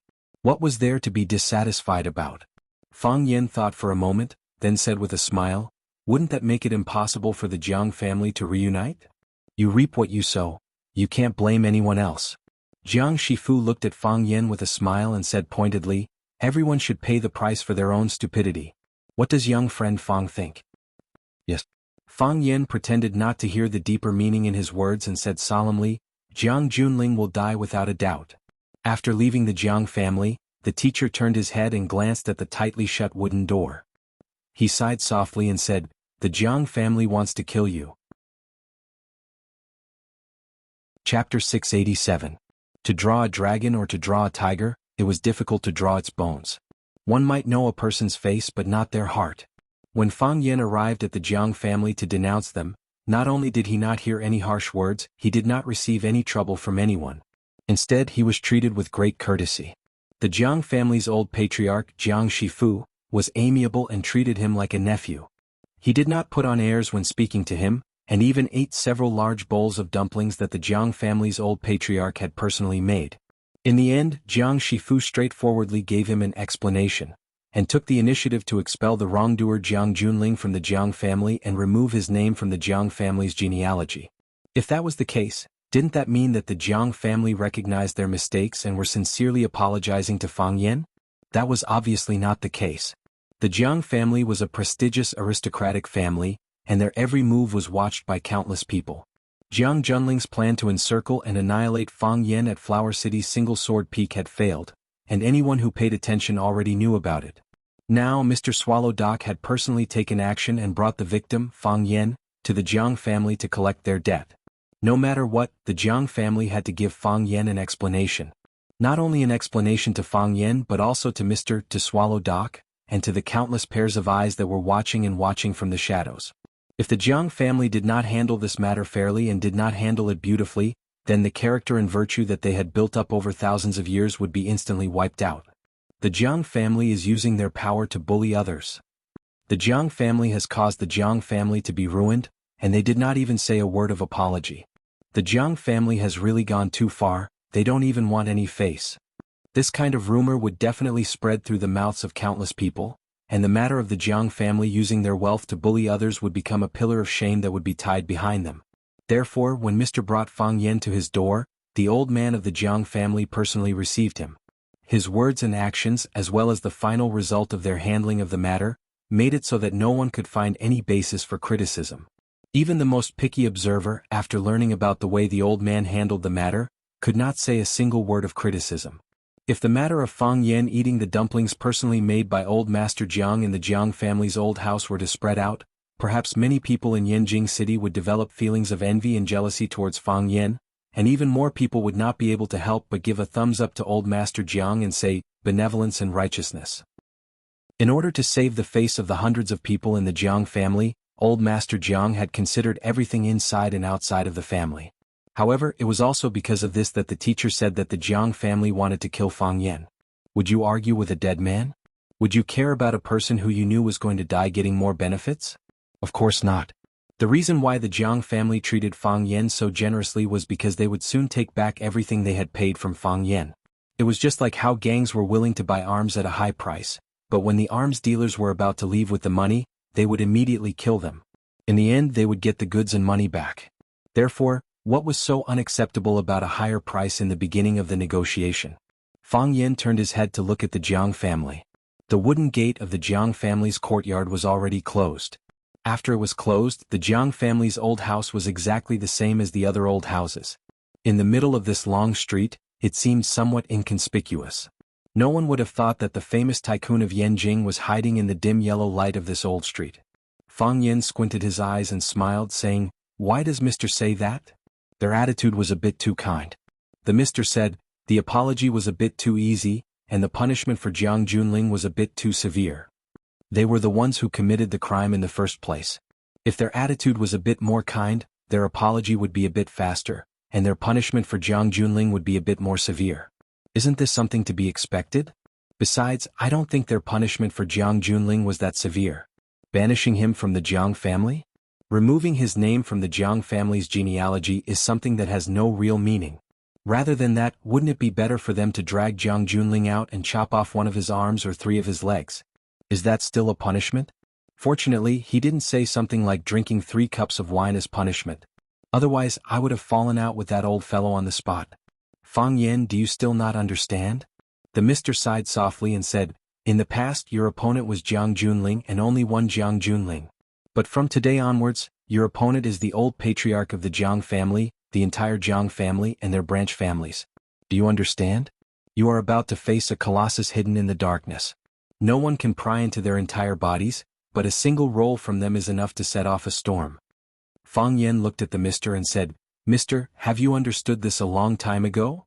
I have. If you understand, then why did you bring me here to demand a debt? My original intention was to bring you here to smooth things over and untie this dead knot, but both of you are too stubborn. If Shifu had hesitated a bit or was willing to bargain with me when we proposed an explanation, I felt that there was a chance and would have done all I could. However, he agreed without hesitation, and even immediately stated his solution. This proves that he had long since prepared a draft in his mind and made a decision. There is no meaning in talking anymore. Fang Yan nodded and said, I also feel that the atmosphere of the Jiang family is a bit too strange, but what can I do? Even if you don't bring me here to demand a debt, even if I refuse the Jiang family's apology, will the Jiang family be able to live in peace with me? No, the mister said.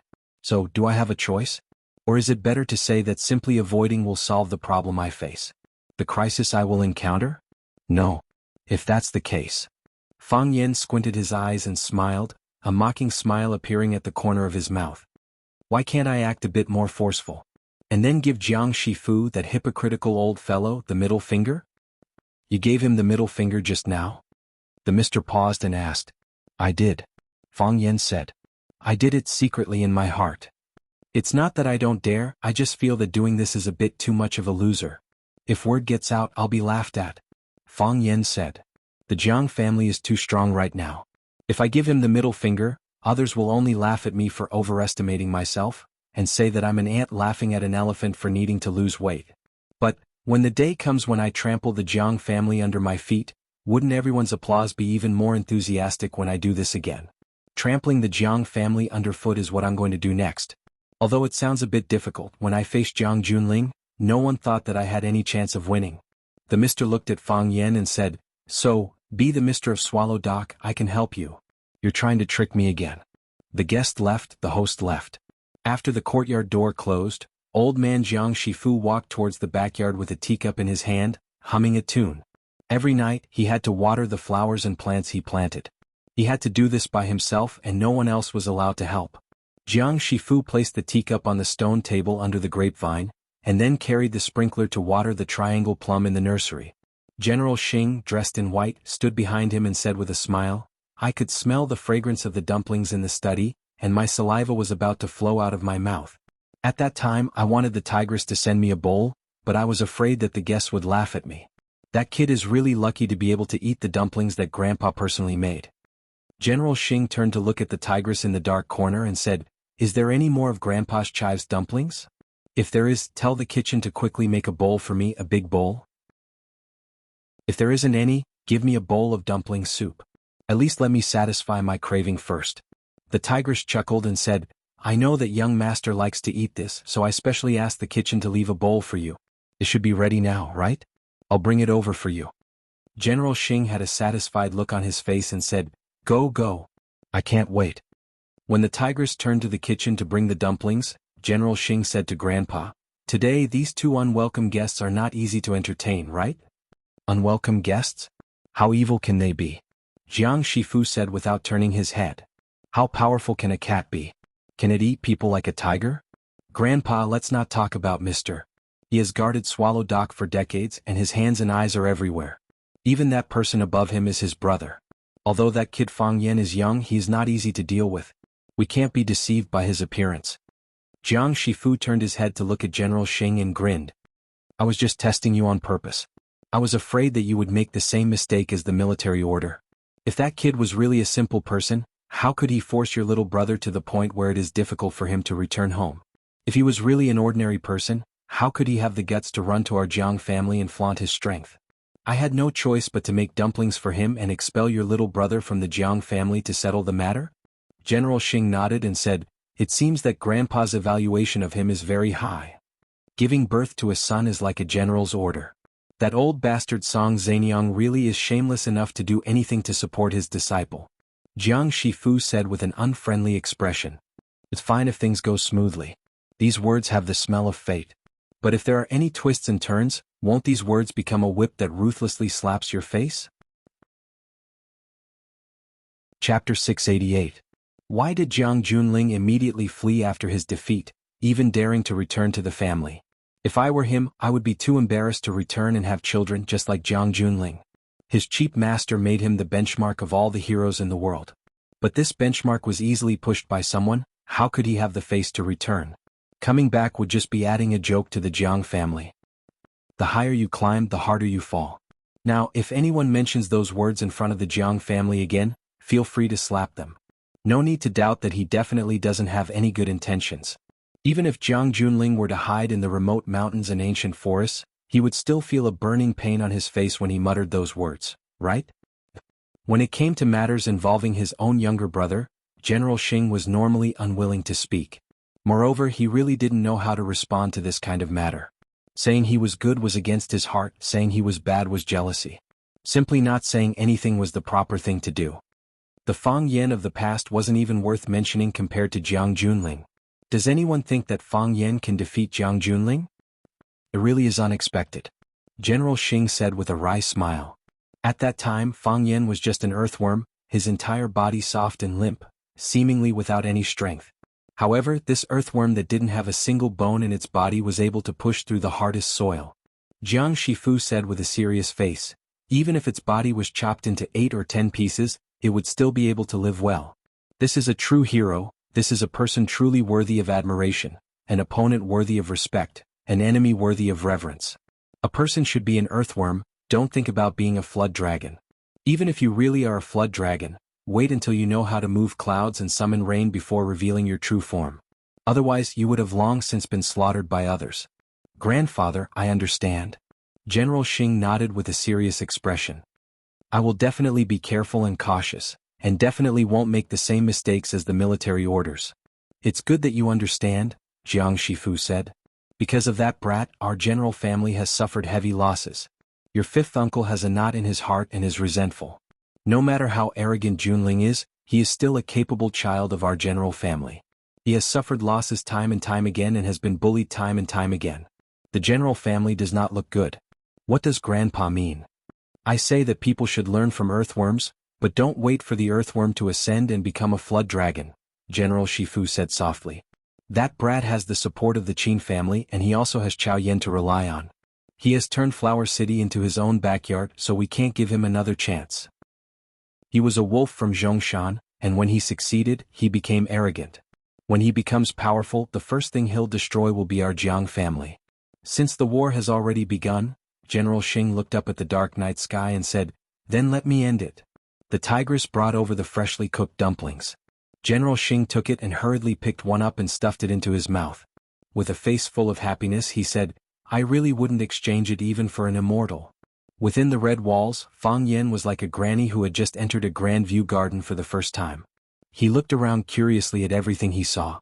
The place he was standing on had a special meaning in the political landscape of Wuxia. More than 90% of Wuxia's policies and laws came from here. This was the holy land in the hearts of countless people, and also the forbidden land under the feet of countless people. Under the ginkgo tree in the courtyard, the benevolent old man who was often seen on TV looked at Fang Yan with a smile. His words carried a strong Beijing accent. He said, young man, you look very spirited. If you go to the army, you'll definitely be a good seedling. This old man had started in the military, and now held the power of the country's army. So he had a very special feeling towards the army. He was a qualified soldier, so he also hoped that the younger generation he saw could become an outstanding soldier. Thank you, Chief. Whether I go to the army or not, I'm still a soldier of Wuxia. When the country needs me, I won't hesitate to die for the country. Fang Yin smiled and thanked the old man. What he learned was Tai Chi, so he learned it naturally. He respected this old man, but he didn't feel nervous, because he knew that only when it was natural could he show the best of himself. As expected, the old man was very satisfied with Fang Yan's attitude when talking to him. He patted his thigh and said, "Heroes come from the young. To be valued so highly by Qianxiang at such a young age, he must have something extraordinary." Looking at the teacher sitting opposite him, he said, "Qianxiang, it's been a while since you brought me to see such an outstanding young man." The teacher held the moonlight teacup in his hand and said in a deep voice, "I have some things to take care of, so I want to pass the position of teacher to Fang Yan." The old man's expression was slightly confused, but he returned to normal in an instant. He laughed and said, "This is your family's matter, so it's up to you to decide. If you think he's good, then he must be very good." "Thank you, Chief," the teacher said seriously.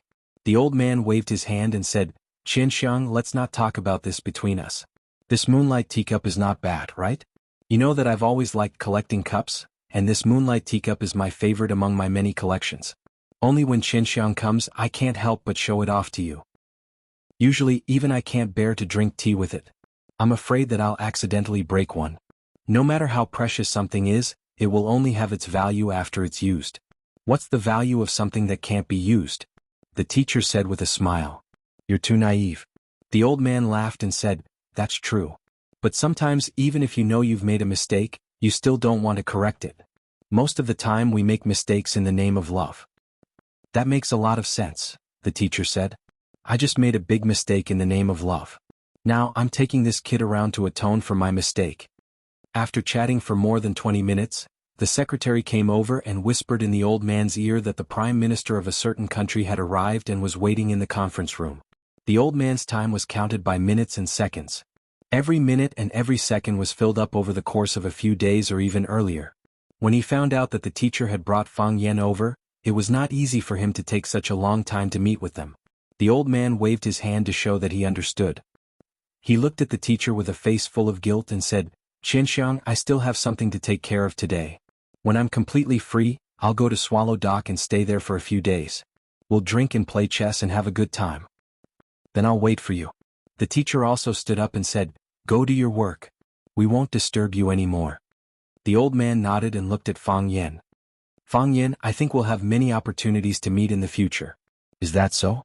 I want to come here every day to drink tea and ask for advice. But I know that's impossible. The chief is very busy every day and he deals with military and national affairs," Fang Yan said with a smile. The old man looked at Fang Yan thoughtfully and said, "Meeting you is also dealing with military and national affairs. Fang Yan is very good. Keep in touch with Jianjun in the future." Jianjun was the old man's secretary, a middle-aged man who wore glasses. When Zhang Jianjun heard that the chief wanted to keep in touch with Fang Yan, he couldn't help but look at Fang Yan again. Old people of this level would never say any unnecessary pleasantries. If they liked someone, they liked him. If they didn't dislike him. He said that he wanted Fang Yan to keep in touch with him, which proved that he really wanted to talk with Fang Yan. The old man hurriedly left with the secretary. The teacher and Fang Yan were still sitting in the courtyard drinking tea. The teacher looked at Fang Yan and said, "Swallow Dock's matters are military and national affairs." "I never felt that I was so important before," Fang Yan said. "Brave warriors guard the 4 directions," the teacher said. "Every country places great importance on the training of special forces. Because most modern wars are local wars and conflicts, when there is no way to send a large number of troops, the existence of an elite force is very necessary. There are even some developed countries that are researching genetic warriors or genetic medicine. Our country started late in this area, or in other words, many people even reject this extremely cruel way of unearthing one's potential at the cost of personal consciousness. The old man just now was one of the people who opposed it. So, the existence of Swallow Dock just happened to make up for this flaw. Warriors unearth their life potential by conforming to the heavenly way and integrating with nature. They don't need injections or drugs and there are no side effects. So, how can Swallow Dock not be important? Wuxia has 3 dangerous places, and the 3 dangerous places are all at the very edge of Wuxia. Song Mountain, Beihai, and Devil Gobi are not even heard of by ordinary people, but every year there are Swallow Dock or other elites from the inner Jianghu who are sent to guard them. Every year, the soul summoning banner is raised in the village, and every year new tombs appear in the back mountain. Those are all great men who sacrificed their lives for the country. How can such places not be valued? Is the teacher of such a place a disgrace to Fang Yan's character and talent? Fang Yan was speechless. The teacher went around in a big circle just to convince him to inherit his mantle and become the teacher of Swallow Dock? When did the teacher of Swallow Dock become so worthless? The old man just now also said that I haven't brought elites from Swallow Dock to visit him for a long time, the teacher said in a deep voice. 7 years ago, I brought Bai Xiu here. 16 years ago, I brought Dao Ling here. Earlier I brought Xiao Di here. He likes people like Xiao Di the most. Fang Yan knew that Mo Light Enemy was very cool back then. But he still didn't expect Mo Light Enemy to be so cool. Even such a person loved him so much. What a pity, what a pity. Thinking of the old drunkard's current encounter, the hostility in Fang Yan's heart rose again. Wuxia Dragon God, there will be a day when we fight. The teacher glanced at Fang Yan and said, the chief told you to keep in touch with Jianjun, so you should keep in touch with him. When Bai Xiu came, did the chief say this? Fang Yan asked curiously. The teacher glanced at Fang Yan and said, no. Fang Yan grinned and said, I knew he didn't say it. Chapter 689. The teacher sighed softly and said, Bai Xiu just went the wrong way. Otherwise he could be called a young talent. Among the younger generation, there are not many people who can compete with him. Fang Yan glanced at the teacher and said, I hope you don't mind what I said. Of course, even if you do mind, I still have to say it. Although you always put Bai Xiu on a high pedestal and said how powerful he was, I still killed him. Is this considered a counterattack by a nobody? What kind of nobody are you? You were born in the Fang family of Tai Chi. Your grandfather is a god of Red Wall, your father is a celebrity in the painting world, your mother was born in a family of scholars, and your grandfather is the prime minister of the academic world. Most importantly, Mo Qingdi, the only master of the way of heaven to come out of Swallow Fort in 100 years, is also from your Fang family. He has already comprehended the heart of Tai Chi at a young age. If such a background is still considered a nobody, then how do you expect the thousands of ordinary people who rely on their own hands to start from scratch, and even can't make a name for themselves for the rest of their lives? Listening to what you said, it turns out that I'm also a second generation? Second generation of martial arts?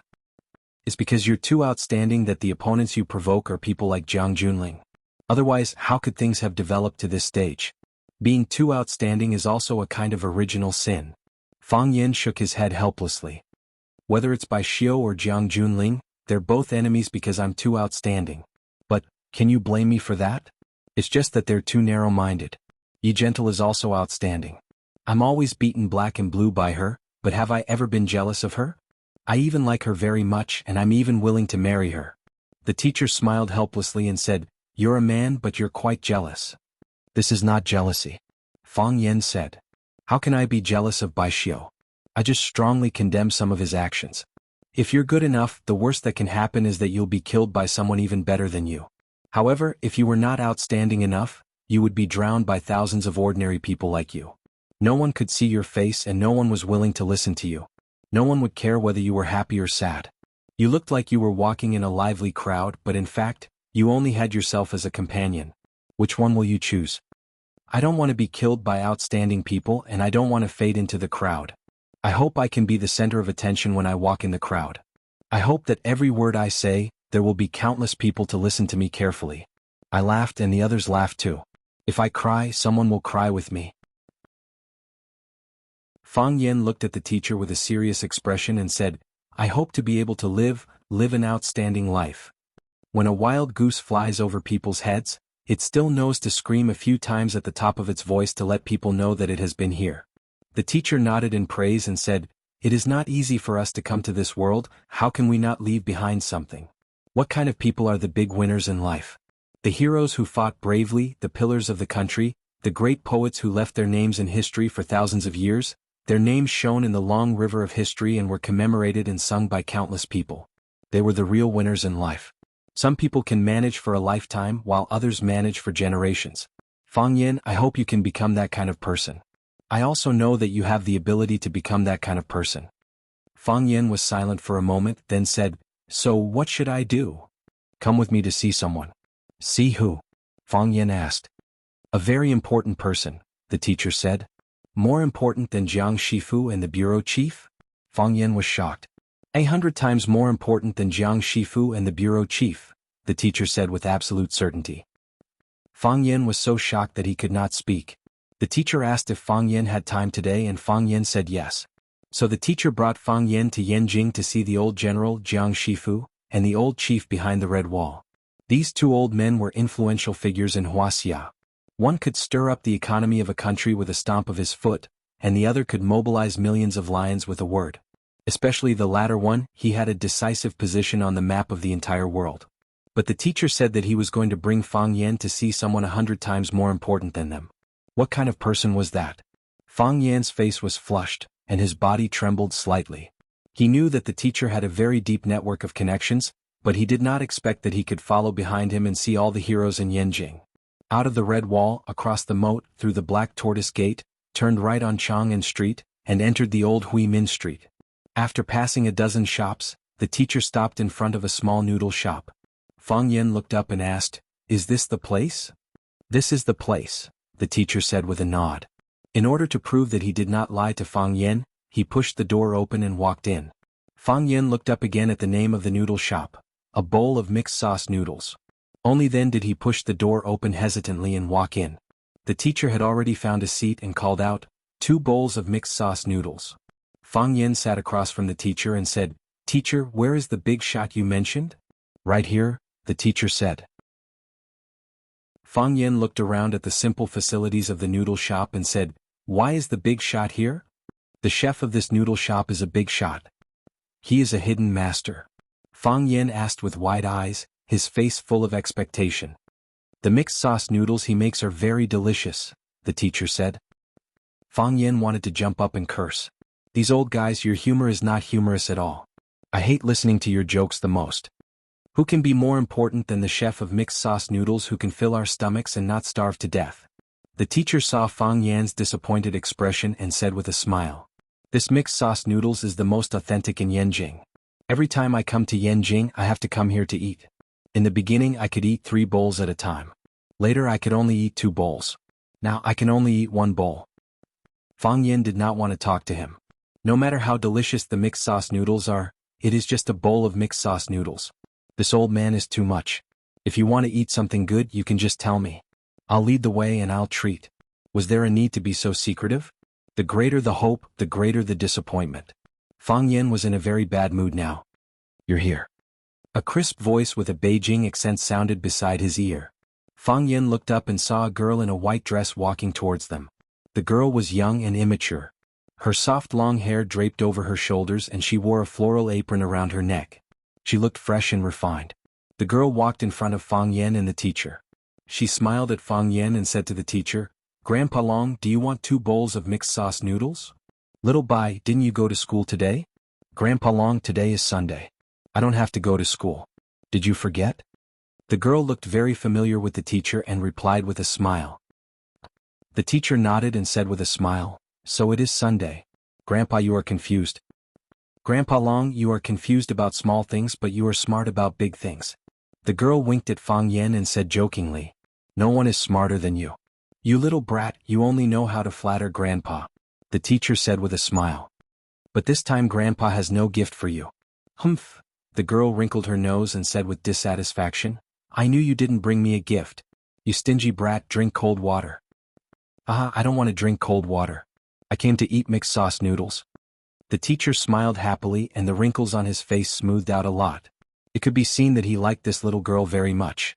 The teacher pointed to Fang Yan sitting opposite and said, "He is called Fang Yan." The girl looked at Fang Yan and said, "Big brother Fang Yan, don't be with this stingy old man. If you learn his stingy habits, no girl will like you in the future." Fang Yan nodded and said with a worried expression, "I will separate from him after eating this bowl of noodles." The girl giggled and said, "Yes, quickly separate from him after eating the bowl. You can't be with him for too long. You two are quite congenial," the teacher said with a smile. "Of course." The girl raised her beautiful and flawless face and said, "Big brother Fang Yan is young and handsome and he is not stingy." "How do you know he is not stingy?" The teacher looked at Fang Yan and said, "I don't see you give her any gift. Why is this girl saying good things about you?" Fang Yan also looked back at the teacher and said, "Didn't my aunt say that I am young and handsome? This is a world that looks at faces. Sir, don't force yourself too much. Since little Bai is speaking for you, you should give her a small gift. The teacher looked into Fang Yan's eyes and said, Sir, do you think it is necessary?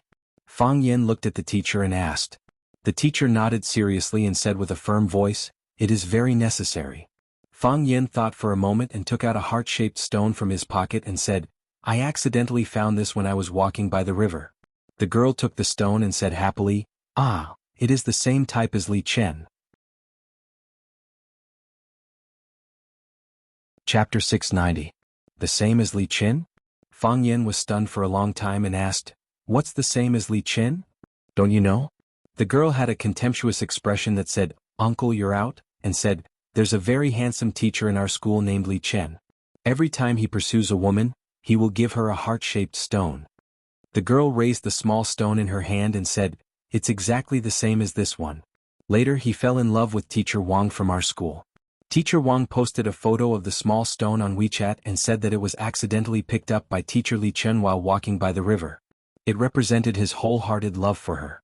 As a result, Teacher Zhang and Teacher Lin from our school also posted photos of their small stones on their WeChat moments at the same time and said, Li Chen, your family runs a tourist souvenir shop, right? Later we found out that Teacher Li Chen's family does run a souvenir shop. There are as many of these heart-shaped stones as you want. Nowadays, if the boys in our school pursue the girls they like, they will also buy one of these heart-shaped stones as a gift. It has become a trend. This is a very popular thing. My piece is different from Li Chen's, Fang Yan said with a serious expression. He pointed to the dark purple star-shaped stone in the little girl's hand and said, Do you know what stone this is? The little girl shook her head and said, I don't know.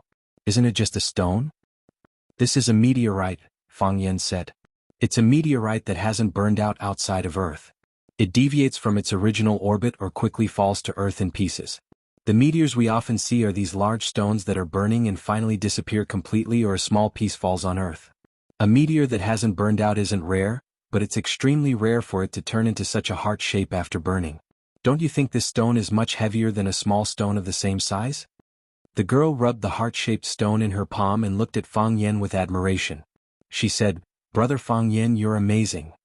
I also found it by accident. I thought it was quite interesting, so I kept it, Fang Yan said with a smile. Fang Yan didn't find this stone by the river. He saw it in the antique shop of the Blue Mountain Club in Lanshan Valley and took it back to give it to Yiro. He didn't even have time to send it out before he followed his teacher to Yanjing City. Now that the teacher was forcing Fang Yan to give the little girl a gift, Fang Yan had nothing else in his hands, so he had to give the small stone away. Anyway, it wasn't something too rare. If he wanted it, he could just ask Lan Shanggu and the others to help him find it. If he couldn't find it, he would just polish it. Such a small problem wouldn't stump a smart person like Lan Shanggu. If Teacher Li Chen told such a story like you, Teacher Zhang and Teacher Lin would definitely not be angry, right? It turns out that the stone isn't important. What's important is how you spin the story around the stone. Fang Yan was drinking tea and he almost spat out the tea in his mouth. The teacher was amused by the little girl's words and laughed. Looking at the embarrassed Fang Yan, he said, You're one of the few sharp-tongued people in Swallow Dock. Usually no one can make you suffer. How about it? Did you meet an expert today? I was talking to her seriously, but she misunderstood me, Fang Yan said with a wry smile. The little girl bowed slightly to Fang Yan. The V-neck of her white cotton dress hung low, revealing the girl's small chest that was like a baby pigeon. She smiled at Fang Yan and said, Brother Fang Yan, I'm joking with you. Thank you for your gift. I know that this stone is different from Teacher Li Chen's stone. This is a meteor, a heart-shaped stone that heaven gave me. The teacher waved his hand and said, All right girl, go in and serve us the noodles. Help us put more marinade. Your grandfather always puts too little. It's too stingy. The girl made a face at the man and ran in with a smile on her face. The teacher retracted his gaze and looked at Fang Yan and said, Her name is Bai Jia, Bai Xiu's sister. I guessed it, said Fang Yan. There aren't many people with the surname Bai to begin with, and it's even rarer for you to specially bring them here. Fang Yan, I've never underestimated your wisdom. It's precisely because of this that I specially brought you here to take a look. This is Bai Xiu's home. Their family runs a noodle shop. It's because I like eating their noodles that I discovered Bai Xiu, the little fellow. After that, I brought Bai Xiu to Swallow Fort and made him stay by my side. Mr. looked at Fang Yan with a serious expression and said, You saw it just now. Bai Xiu's sister is an ordinary person. She doesn't have any schemes and doesn't know any martial arts. Her grandfather is a master of braising, and her father is a master of making wheaten food. Their family has been running a noodle shop for generations. The most delicious noodle they make is mixed paste noodles. You'll know when you try it later. Fang Yan stared at the teacher with sharp eyes and said, "Are you afraid that I'll take revenge on these ordinary people?" "Fang Yan, I can feel the hostility in your heart. It's so strong that even I'm shocked. I know that Bai Xiu has wronged you. Bai Xiu killed your father and tried to kill you. Now Bai Xiu is dead, but the resentment in your heart hasn't completely dissipated. You're still thinking about revenge and killing people. I know that if you have the heart, you'll find this place sooner or later. With your scheming methods, you can destroy this family with just a move of your finger." The teacher said in a heavy voice, "From my point of view, I can't make you stop, and I don't want to talk nonsense about revenge. I brought you here to let you see it with your own eyes. I want you to rest assured that this family can't hurt you. They can never hurt you." Fang Yan's face was so gloomy that water could almost be wrung out. He looked at the teacher and said, "Do you think I'm that kind of person?" The teacher was silent and didn't answer. "Do you think I can do that kind of thing?" The teacher was still silent. "Do you think I'll do anything to these ordinary people who don't have the strength to truss a chicken?" The teacher acted as if he didn't hear Fang Yan's question. "The noodles are here." The little girl Bai Jie came over with 2 big bowls of mixed sauce noodles on a tray. She placed the bowls in front of the teacher and Fang Yan, and then put cucumber strips and marinated sauce bowls in front of them. She said with a smile, "Be careful with mixing. Don't splash it on your clothes." The little girl liked to smile very much. Every time she said a word, she habitually showed 2 small dimples on her cheeks. She was a slim and graceful young lady, and when she smiled, it was as if she had her own little son. Every time she looked at her, there was a feeling of radiance in all directions. After she placed the bowls of noodles, she looked at Fang Yan and said, "Brother Fang Yan, let me help you mix the noodles?" Only then did Fang Yan stop looking at or confronting the teacher. He turned his head to look at the little girl and said, "Thank you, Bai Jie. I can do it myself." "How do you know my name?" The little girl's white and tender face instantly turned red. She stared at the teacher with dissatisfaction and said, "Grandpa Long, did you tell him?" The teacher lowered his head to eat the noodles and said, "He gave Lu Xing to you and he still doesn't know your name. Isn't that impolite?" "Then I should say it," the little girl said with a red face. "Okay, you say it next time," the teacher said. "You have already said it. What else can I say? Really?" The little girl was a little angry. The teacher pushed the bowl of noodles in front of Bai Jie and said, "Come, mix the noodles for Grandpa. If you eat it yourself, I don't want to mix it for you." The little girl stuck out her small chest and said proudly. The teacher shook his head and took back his bowl of noodles. He poured the cucumber strips and marinated sauce into the bowl of noodles and stirred it himself. Bai Jie saw Fang Yan's rusty mixing movements. She grabbed the chopsticks from his hand and said, "Brother Fang Yan, let me help you." With that, she stirred the chopsticks skillfully. Pulling and pulling, flicking and pressing, Bai Jie's movements were quick and agile. There was also a unique rhythm, as if she was performing a musical instrument. Soon, Bai Jie pushed a bowl of mixed sauce noodles to Fang Yan and said with a smile, "Brother Fang Yan, eat it quickly. It won't taste good when it's cold." Fang Yan nodded and said, "Thank you. You're welcome. You just gave me a meteorite. It's nothing for me to help you mix the noodles." The little girl squinted her eyes and smiled again. The teacher sighed softly and said, "This is really an era where looks are important." Bai Jie curled her lips, raised her head and said, "Humph, who asked you to tell others my name? I should have told him myself. I had already thought about it. When I came out I was going to tell him, but you brought it forward." The teacher lowered his head and ate the noodles. He said, "Isn't it because I saw that Fang Yan is good looking?" At this moment, the glass door of the noodle house was pushed open from the outside. A few tall men walked over.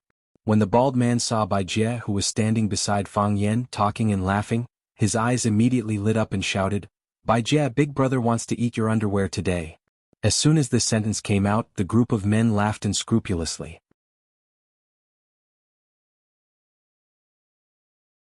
Chapter 691.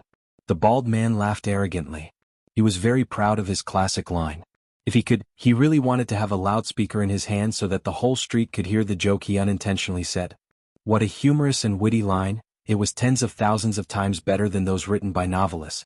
The men who had followed him in laughed heartily, but there was also a hint of malice in their laughter.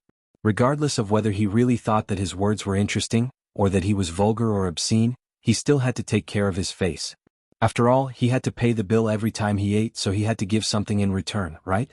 Brother Jiangwo, do you want to eat Little Miss by Jie's lower body, or do you want to eat Little Miss by Jie's lower body? A man with shoulder-length hair blinked his wretched eyes and said with a smile. Lin Hai, aren't you asking the obvious? Brother Jiangwo of course wants to eat Little Miss by Jie's lower body. No, it's Little Miss by Jie's lower body. A big man in a gray robe with a string of starry moon bodhi hanging around his neck laughed and said. He looked exactly like a swindler on the street who pulled young girls and young wives to sell amulets. Isn't that the same meaning? What's the difference between by Jie's lower body and by Jie's lower body? Can't they all be eaten? They should also be delicious, right? In the middle of the crowd, an enchanting pretty boy said in a coquettish voice while holding an orchid root. Bai Jie is so beautiful, I'm also willing to eat. Bai Jie seemed to know these people.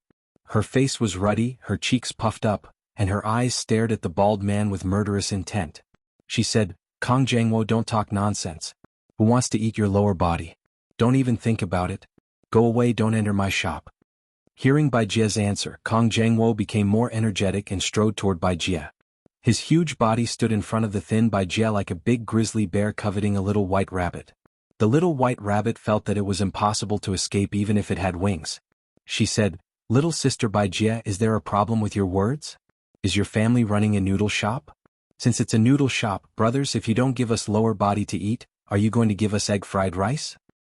You. Bai Jie took 2 steps back, avoiding the man's close proximity. What happened to me? Don't you think what I said makes sense? There was an undisguised evil light in Kong Jiangwo's fish-like eyes. He said, Sister, it's not the first time I've asked you out. Would you like to go to the bar with me tonight? Let me tell you, Big Brother will give you whatever you want to drink, and whatever you want to play, Big Brother will let you play. You can choose any bar in Hohai or Sanlitun. How about that? I'm not going. Bai Jie refused flatly. Bai Jie, aren't you going to give me face? Let me tell you, if it were other female students, they wouldn't get such treatment. Then go find those who are willing to go with you. How classless. Fang Yen clicked his tongue. How unstylish. Kong Jiangwo only treated Fang Yen as an ordinary customer. He didn't expect that Fang Yen would suddenly shout out. This guy was really an idiot. When he shouted, he didn't even look at his brothers. There were quite a few of them here. You sat together with an old fart, and if you really fought, your side wouldn't be enough. Everyone wanted to be a hero and save the beauty, but before that, they had to think about whether they were a hero or a coward. Even if the coward saved the beauty, most of the time, they would only get a "you are a good person" in return, and then the sister would disappear without a trace. When the police came to investigate, no one would help them make a statement. Kong Jiangwo's gaze finally shifted to Fang Yan's face. He carefully looked at him and felt that someone who could come to this small shop to eat jajang noodles must not be a prominent person. How could a prominent person come here to eat 18 yuan for a big bowl of jajang noodles? Of course Kong Jiangwo was an exception. If it wasn't for Bai Jie, he wouldn't be willing to bring his brothers to this broken shop to eat noodles. Going to the Wang Lao Air Kidney shop in Detianmen to eat skewers and drink beer was a decent life. Slap. Kong Jiangwo's fleshy palm slapped hard on Fang Yan's shoulder. Fang Yan frowned slightly, but he didn't say anything. He just lowered his head and finished the long strip of noodles in his mouth.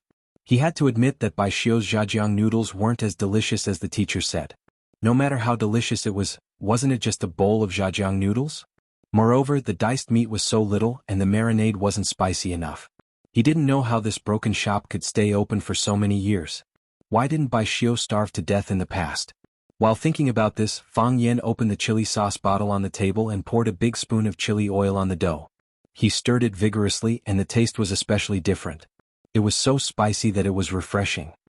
Brother, what are you talking about? Kong Jiangwo bowed slightly and said with a smile. Because his big fat head was too close to Fang Yan's bowl, Fang Yan was particularly worried that the sweat on his face would drip into his bowl. Although the rice and porridge were earned by the sweat and hard work of the farmers, if someone were to directly pour someone's sweat into the porridge, perhaps not many people would be able to eat it. Fang Yan had no choice but to put down his chopsticks. He wiped the chili oil stain on the corner of his mouth with a paper towel and said, I said it's not classy. That's kind of interesting. Kong Jiangwo looked at Fang Yan with a smile and said, You think us brothers are not classy? That's not how it is. Fang Yen looked at Kong Jiangwo with a serious face and said, this way of speaking is very uncultured. If he doesn't have any cultured qualities, then this man doesn't need to talk about classy. Qualities are the foundation, and classy is a deeper level of self-restraint. Kong Jiangwo was amused. The big hand that patted Fang Yan's shoulder began to exert force and said, then what kind of way of speaking do you think is more classy? For example, what you said just now is very wrong. Fang Yan had the appearance of a good teacher. He seriously discussed with Kong Jiangwo. As for the gravity on his shoulder, if this fatso wasn't afraid of dislocating his claws, he could continue to exert force and treat it as a free massage. What did you say just now? You said you wanted to eat Bai Jie. Fang Yan glanced at Bai Jie's infinitely angry look and said, to be honest, I don't even have the courage to repeat those words. I can't say it. I'm sorry. In fact, this can't be blamed on you because many people in society will make this kind of mistake. They are uncultured, but they like to treat shamelessness as humor, treat vulgarity as humor, and treat lack of class as yuppie to show off to the public. Shameless, how can you talk to our brother Jiangwo? Brother Jiangwo, slap his face. Slap him shamelessly. The sissy jumped out with great dissatisfaction. Fang Yan looked up at him and remembered his appearance in his heart. That's right.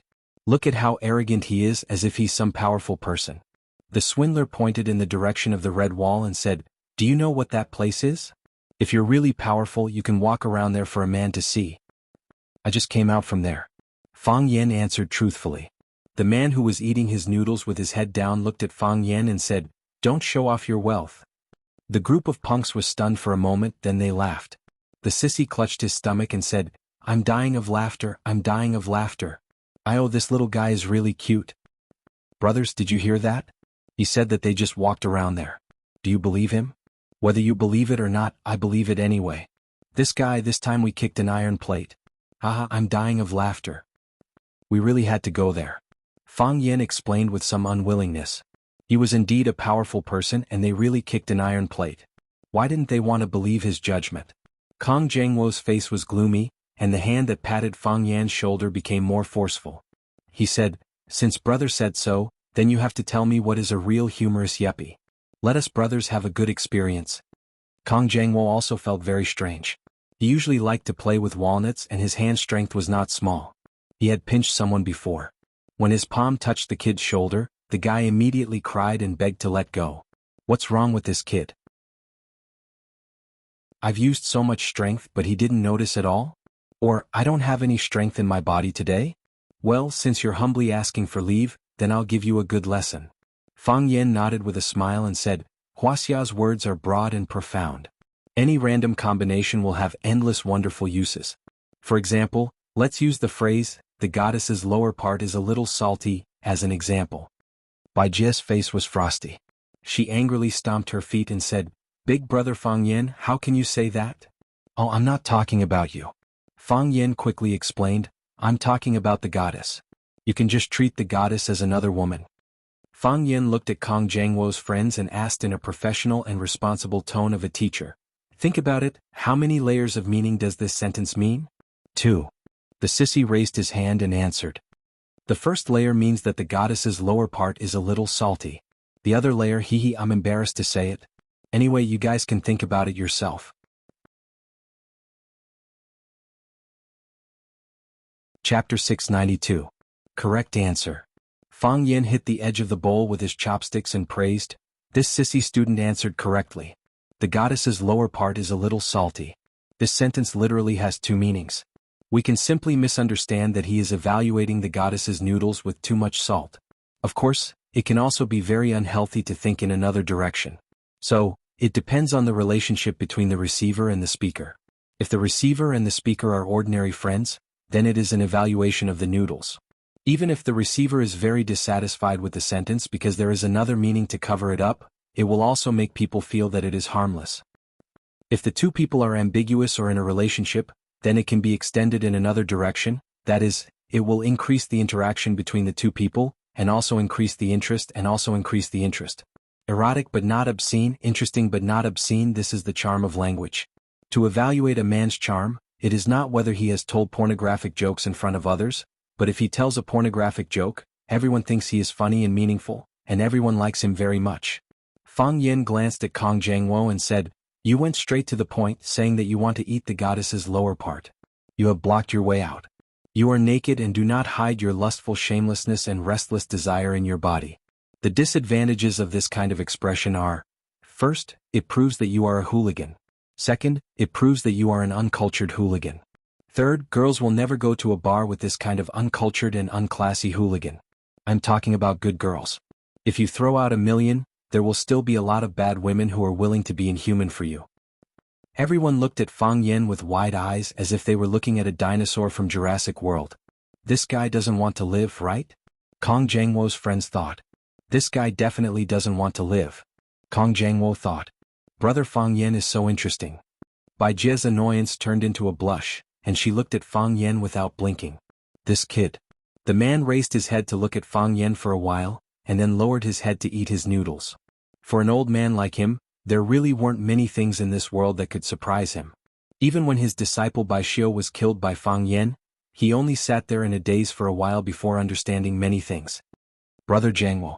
Sissy couldn't help but remind Kong Jiangwo when he saw him standing there in a daze. Why don't you say something?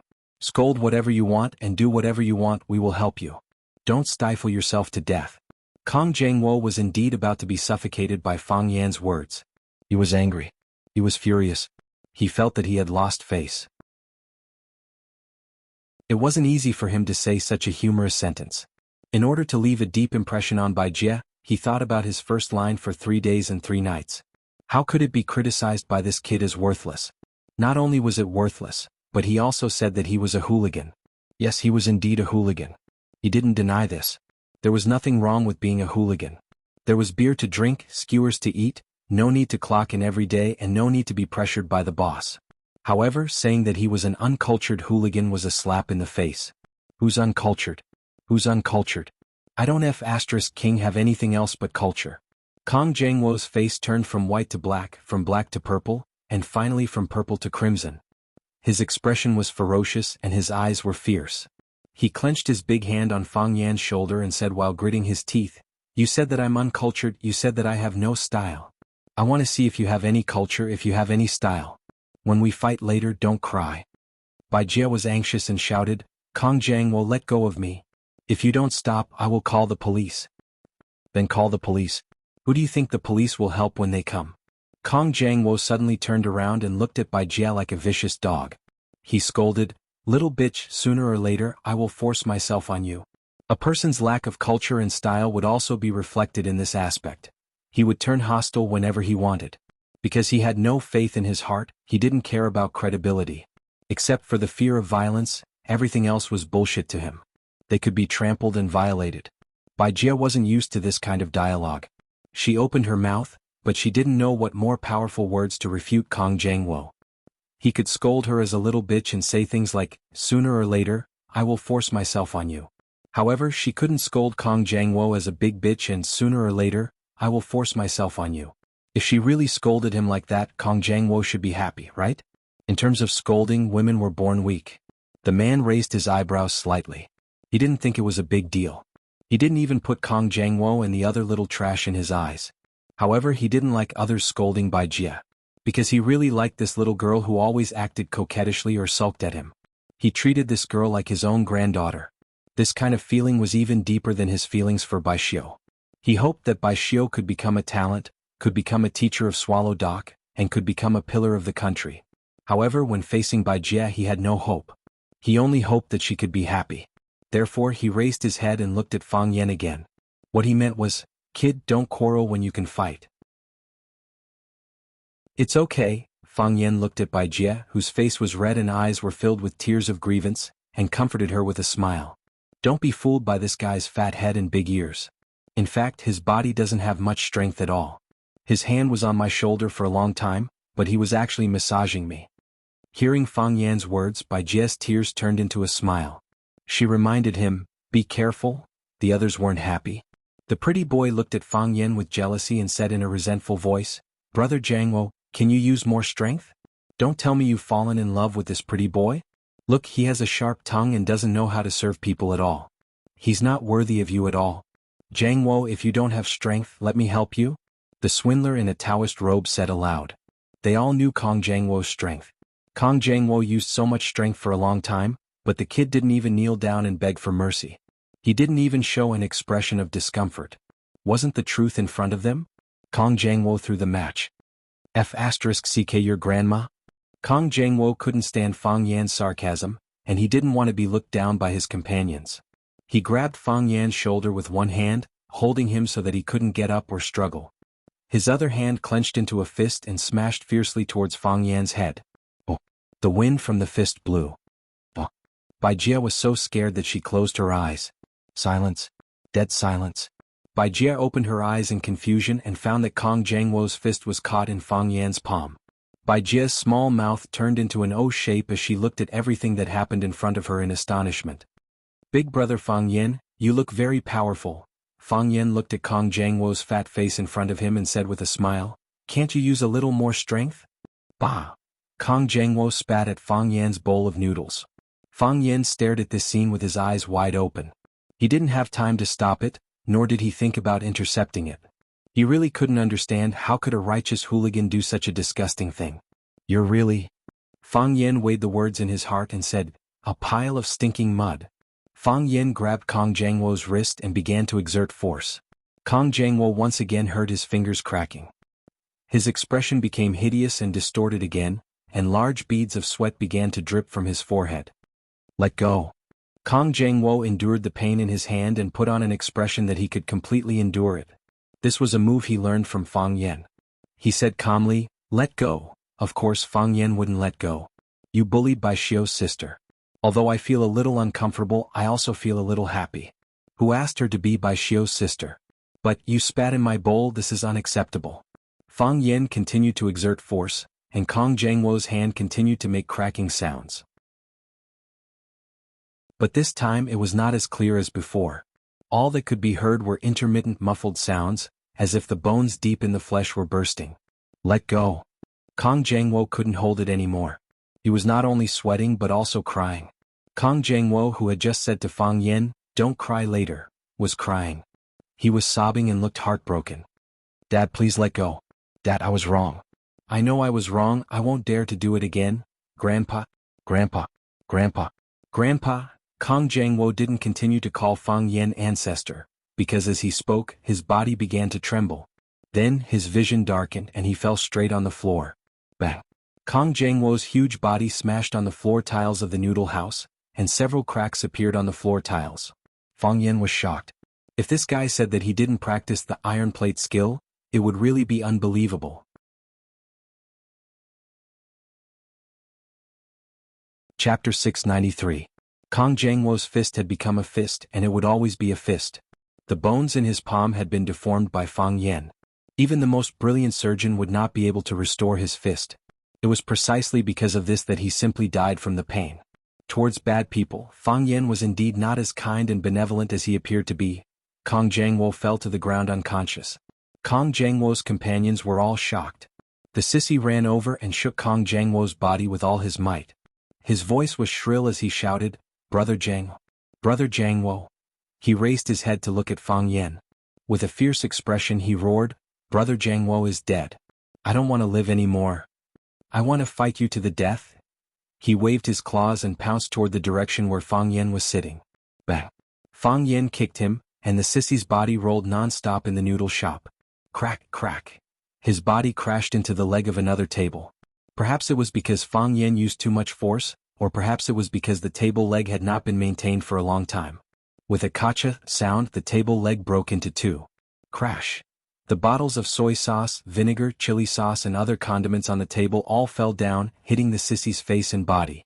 His eyes were splashed by the chili sauce and he desperately rubbed them with both hands while screaming like a pig being butchered.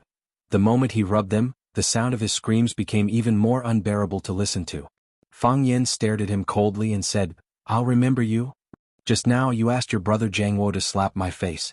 Slap me shamelessly. At that time I was thinking of slapping you shamelessly. In the end, Fang Yan did not slap the sissy's face. Because the sissy's face was covered with condiments, he had no way to do it. The Jianghu doctor turned around and wanted to run. Fang Yan's body leaped forward and grabbed the star moon Bodhi beads on his neck. After grabbing it, he exerted force and the beads broke. Crack, crack. The Bodhi seeds scattered on the ground, bouncing and bouncing non-stop. With this force, the quack doctor's body flew backward and fell heavily on the floor. Just as the quack doctor was about to get up, Fang Yan's foot had already stepped on his chest. "What do you want?" The quack doctor swallowed hard and said threateningly, "I'm telling you, you'd better not touch us. We have many brothers. You just said that if Jiang Wo doesn't have the strength, you'll help him?" Fang Yan looked at the quack doctor with a smile and asked aloud. "I was just saying." The quack doctor quickly quibbled and said, "I'm a monk. I've never fought with anyone before. Why would I hit you? I was just joking with you." Fang Yan frowned and said, "My two masters are also monks. He saved my life, then we're a family?" The quack doctor was happy and quickly tried to get close to him. "If they know that there's a scum like you among the monks, they'll definitely take care of you personally." Fang Yan said, "I want to discuss something with you. Can you not wear a Taoist robe when you go out in the future? It's fine if you wear a Taoist robe, but you also wear a string of Bodhi beads.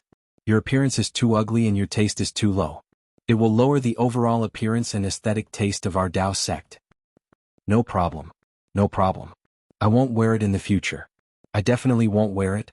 The quack doctor quickly agreed. Not to mention that he didn't wear a Taoist robe. Even if Fang Yan asked him not to wear clothes in the future, he wouldn't refuse at this time. "You agreed so readily. It's obviously perfunctory," Fang Yan said. "I hate it when people are perfunctory." His toes twisted in the middle of the quack doctor's chest, and then two of the quack doctor's ribs were broken. He was lying on the floor like a dead fish. There were many questions that he didn't understand.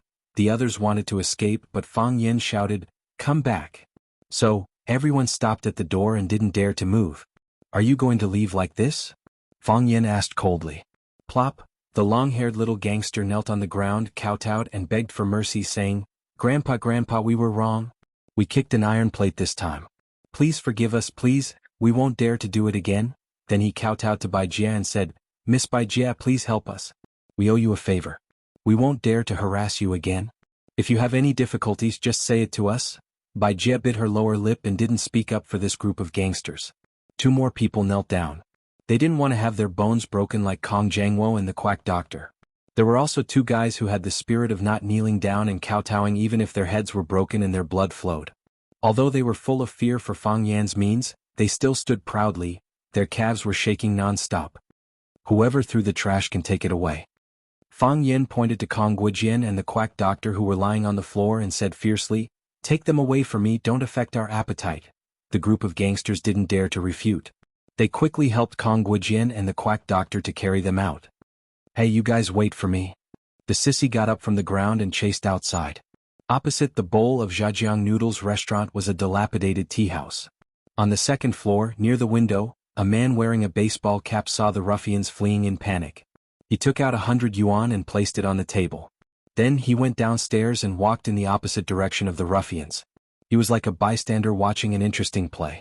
When all the gangsters left, Bai Jia walked in front of Fang Yan and said gratefully, "Big brother Fang Yan, thank you.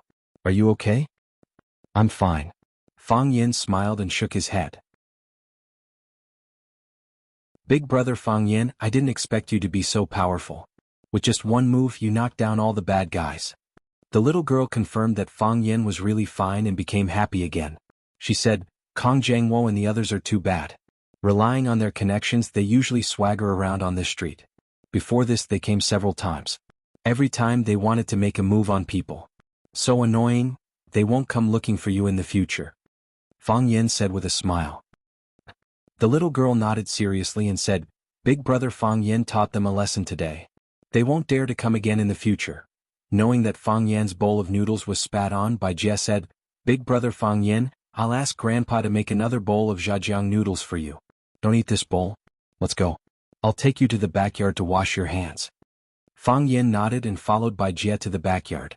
While the teacher was eating the noodles, an old man with an apron around his neck sat opposite the teacher. "Bai Xiu was killed by this kid?" the old man asked in a deep voice. His face was as black as iron. There was no expression of sadness or joy on his face.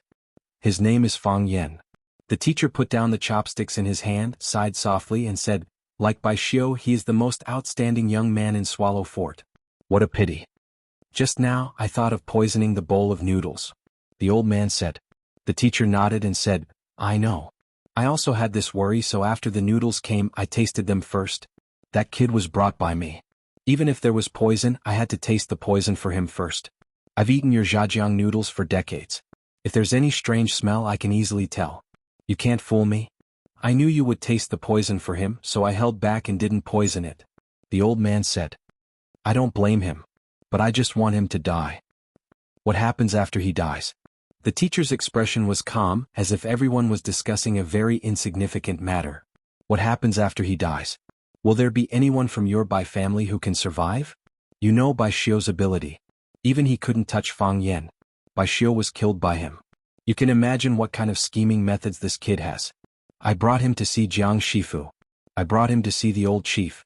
After thinking about it, I brought him to see you guys. Why did I bring him here? Because I'm afraid. Bai Xiu killed his father. If he wants to destroy your Bai family, then he can really destroy your Bai family. Bai Xiu is the only male in the Bai family. The old man said. He killed Bai Xiu, which is equivalent to destroying our Bai family. Silly. The teacher scolded in a low voice. What about Bai Jia? Isn't he a child of your Bai family? Besides, it's not easy to have a grandson. Quan Man and Shuzhen aren't that old. At worst, we can just have another child. These people aren't from your Bai family? Because of this idiot Bai Xiu, you're going to sacrifice all of their lives? The old man was scolded by the teacher and remained silent. Fortunately, you didn't poison the noodles just now. The teacher said, otherwise your Bai family would really have no way to survive. You saw what happened just now. This kid doesn't hold back at all. He definitely won't give others a second chance. He's ruthless. Even you can't protect us? I'm old. The teacher raised his head and smiled bitterly. Shuanglong, we're all old. If you have time, go see the old chief. He's also old. He knows about Bai Xiu, but he didn't say a word. He praised Fang Yan, said that he's a good kid, and told him to keep in touch with Jianjun. He accepted Fang Yan and acknowledged Fang Yan. If there's no accident, Fang Yan is the teacher of Swallow Dock. The new teacher. Bai Xiu died in vain. The old man muttered to himself. Chapter 694. Bai Xiu died in vain, the teacher echoed. I have a son and a daughter-in-law. We can have more grandchildren. I have a granddaughter. At worst, I can let my grandson-in-law marry into our Bai family. I can always think of a way to carry on the family line. It doesn't matter. The old man rubbed the flour on his palms and said, but Bai Xiu can't die in vain. Bai Xiu already died in vain, the teacher said coldly. If you dare to do anything, I'll kill you first before Fang Yan does anything, so as not to harm my granddaughter.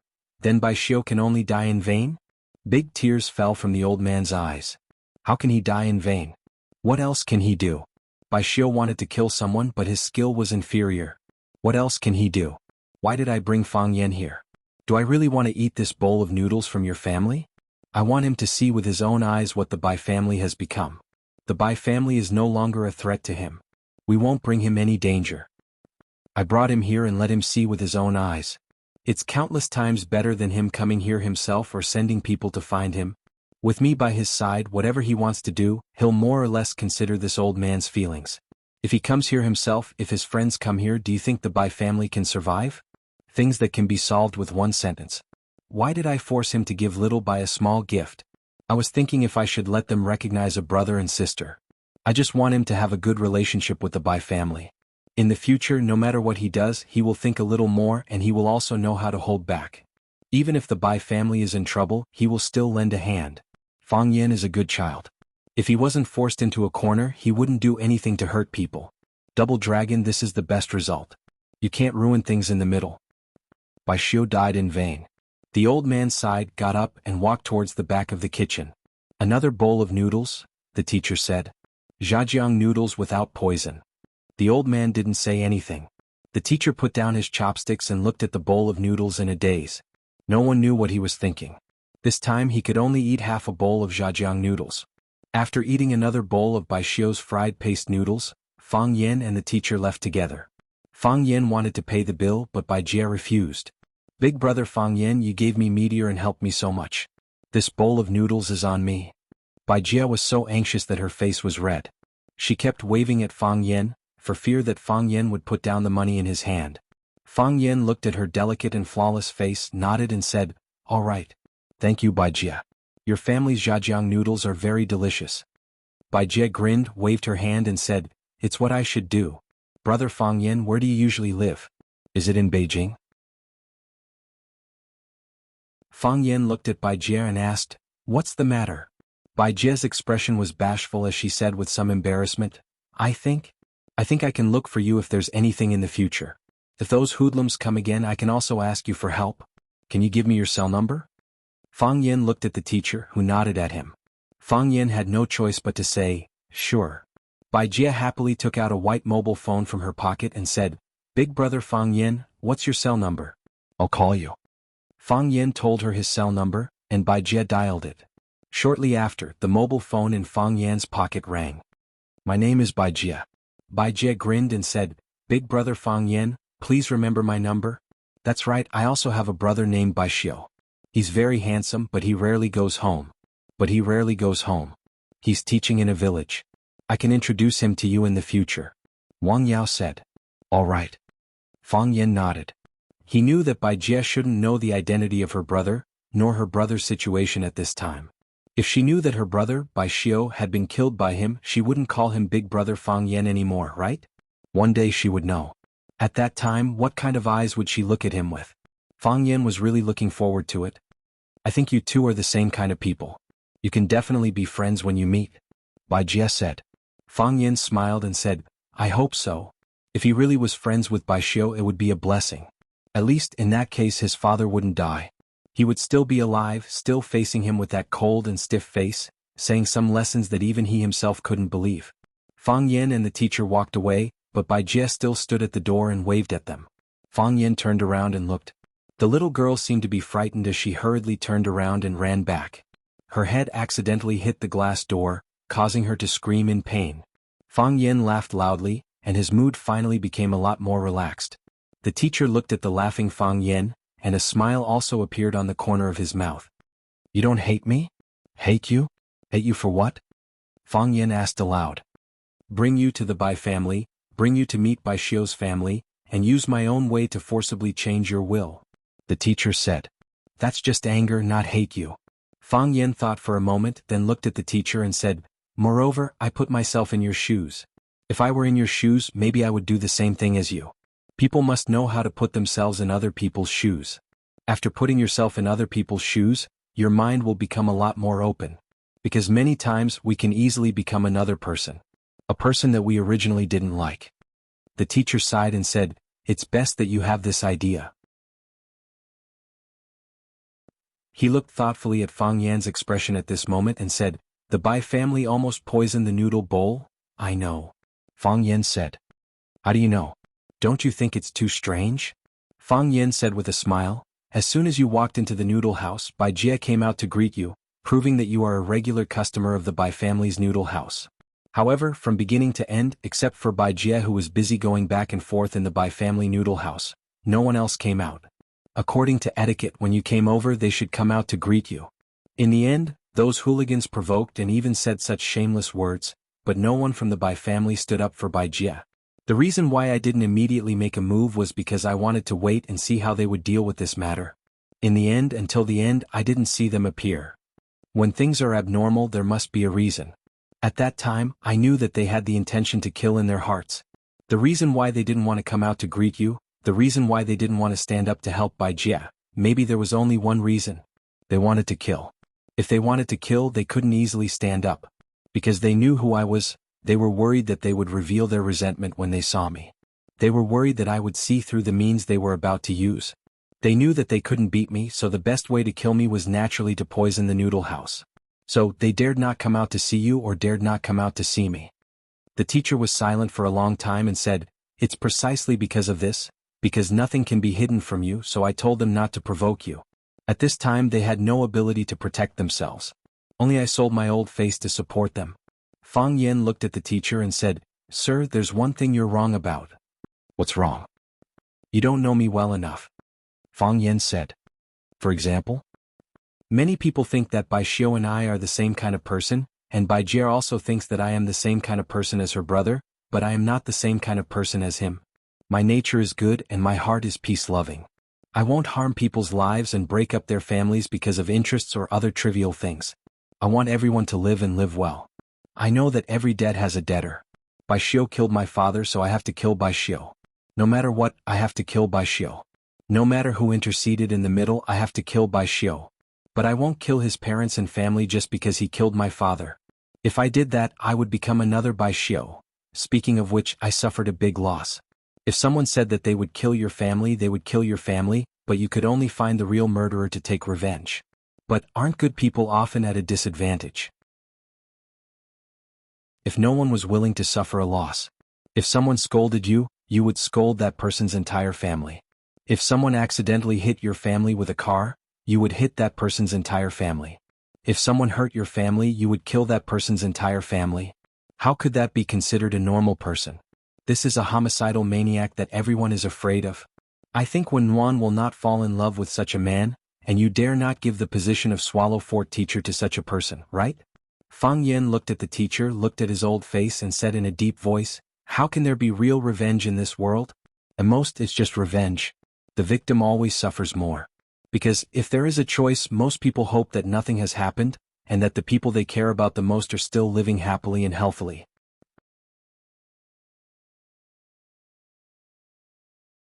Chapter 695. Junling, a famous celebrity clubhouse in Yanjing. The clubhouse was founded by Huaxia's piano goddess, Li Junling, with an actual usable area of 3,000 square meters.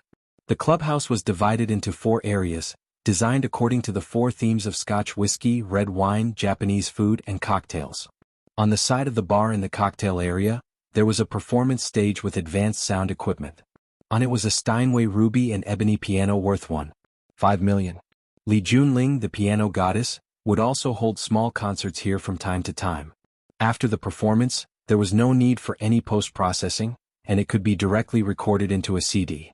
In addition, in the hotel next to it, there were also supporting facilities such as a spa and a gym, fully satisfying the various needs of the rich for enjoyment and privacy.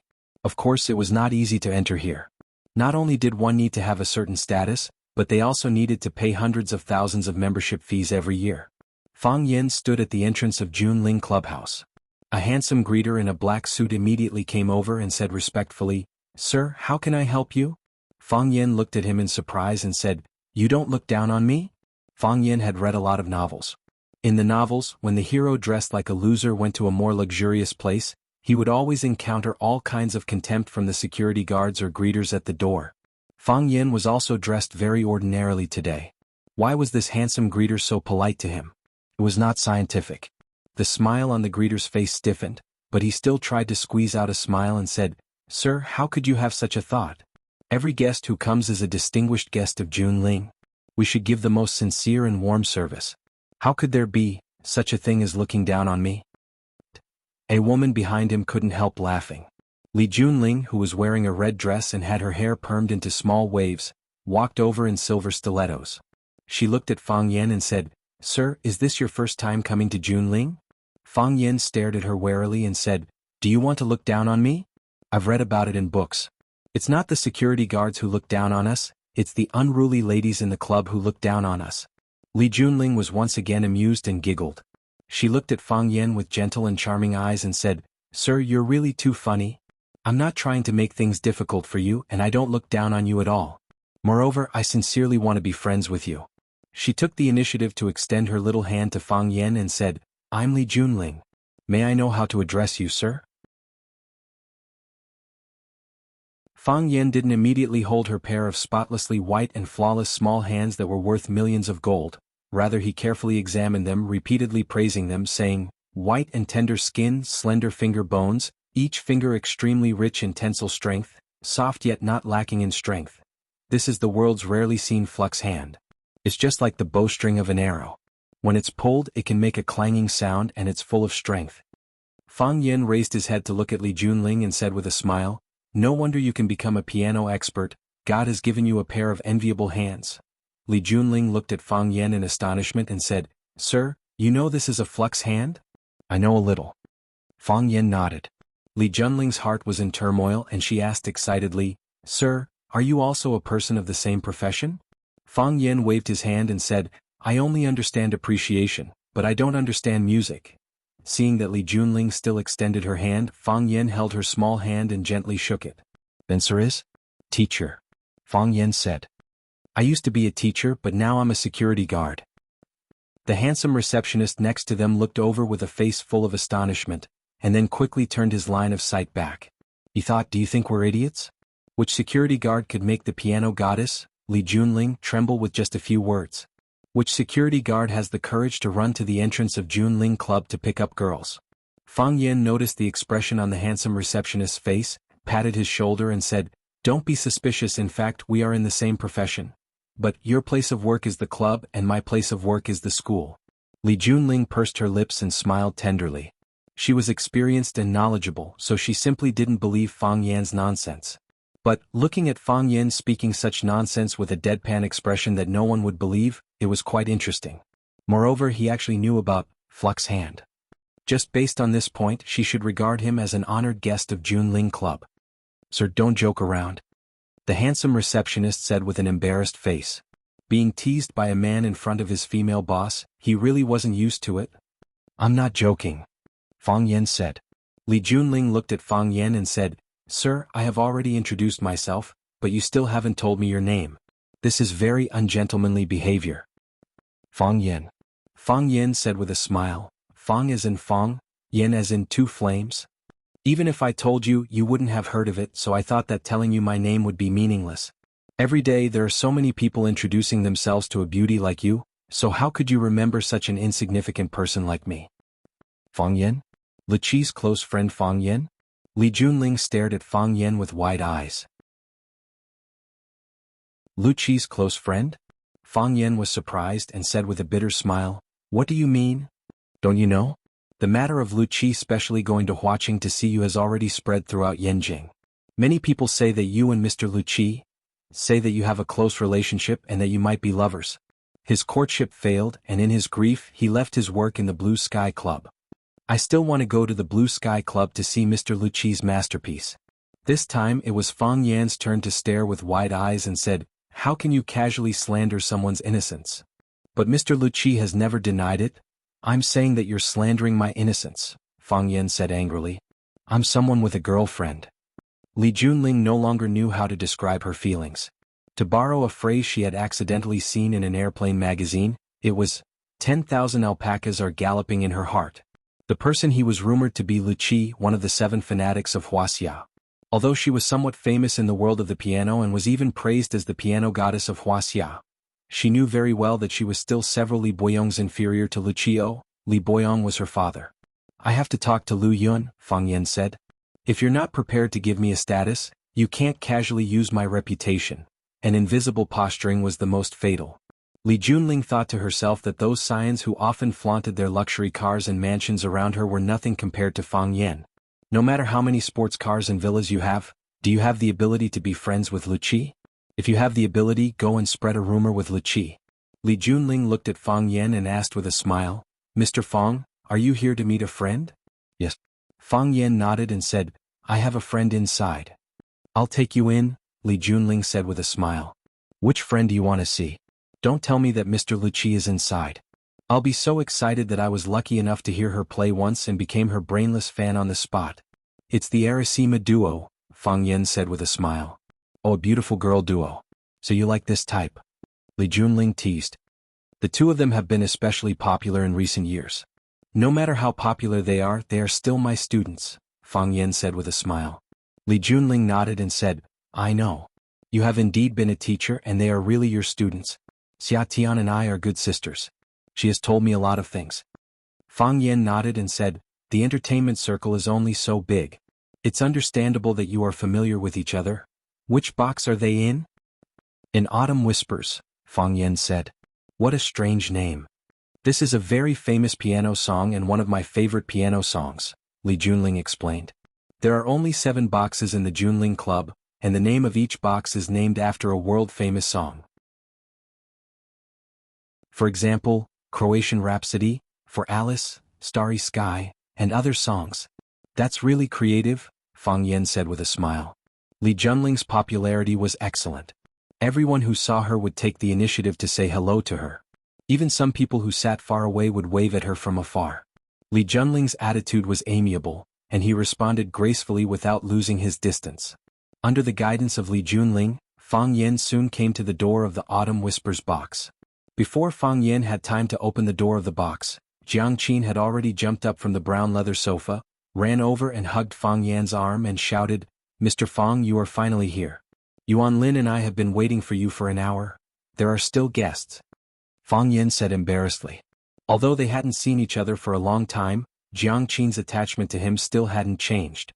She saw that he was still throwing himself at her like a few years ago. Perhaps, in her heart, he would always be the young and handsome male teacher who liked to wear a white shirt? Seeing Li Junling standing behind Fang Yen, Jiang Qin's face suddenly turned red.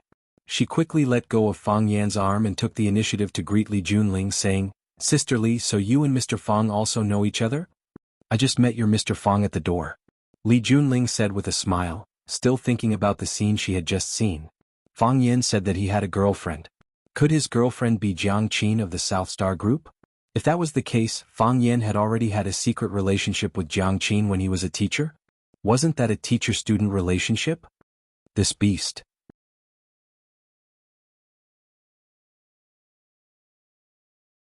Chapter 696. The cold wind was piercingly cold, and the glacier stretched for thousands of miles. A puff of air, and that puff of air immediately condensed into mist. A pee, and while you were still peeing, the upper half was steaming, and the lower half was already frozen. Can you imagine what it feels like to hold a popsicle with your little penis? The land of extreme cold truly lived up to its name. This was the coldest place that Mo Qingdi knew of. Mo Qingdi felt a little sad. He never thought that he would be the mistress of an animal.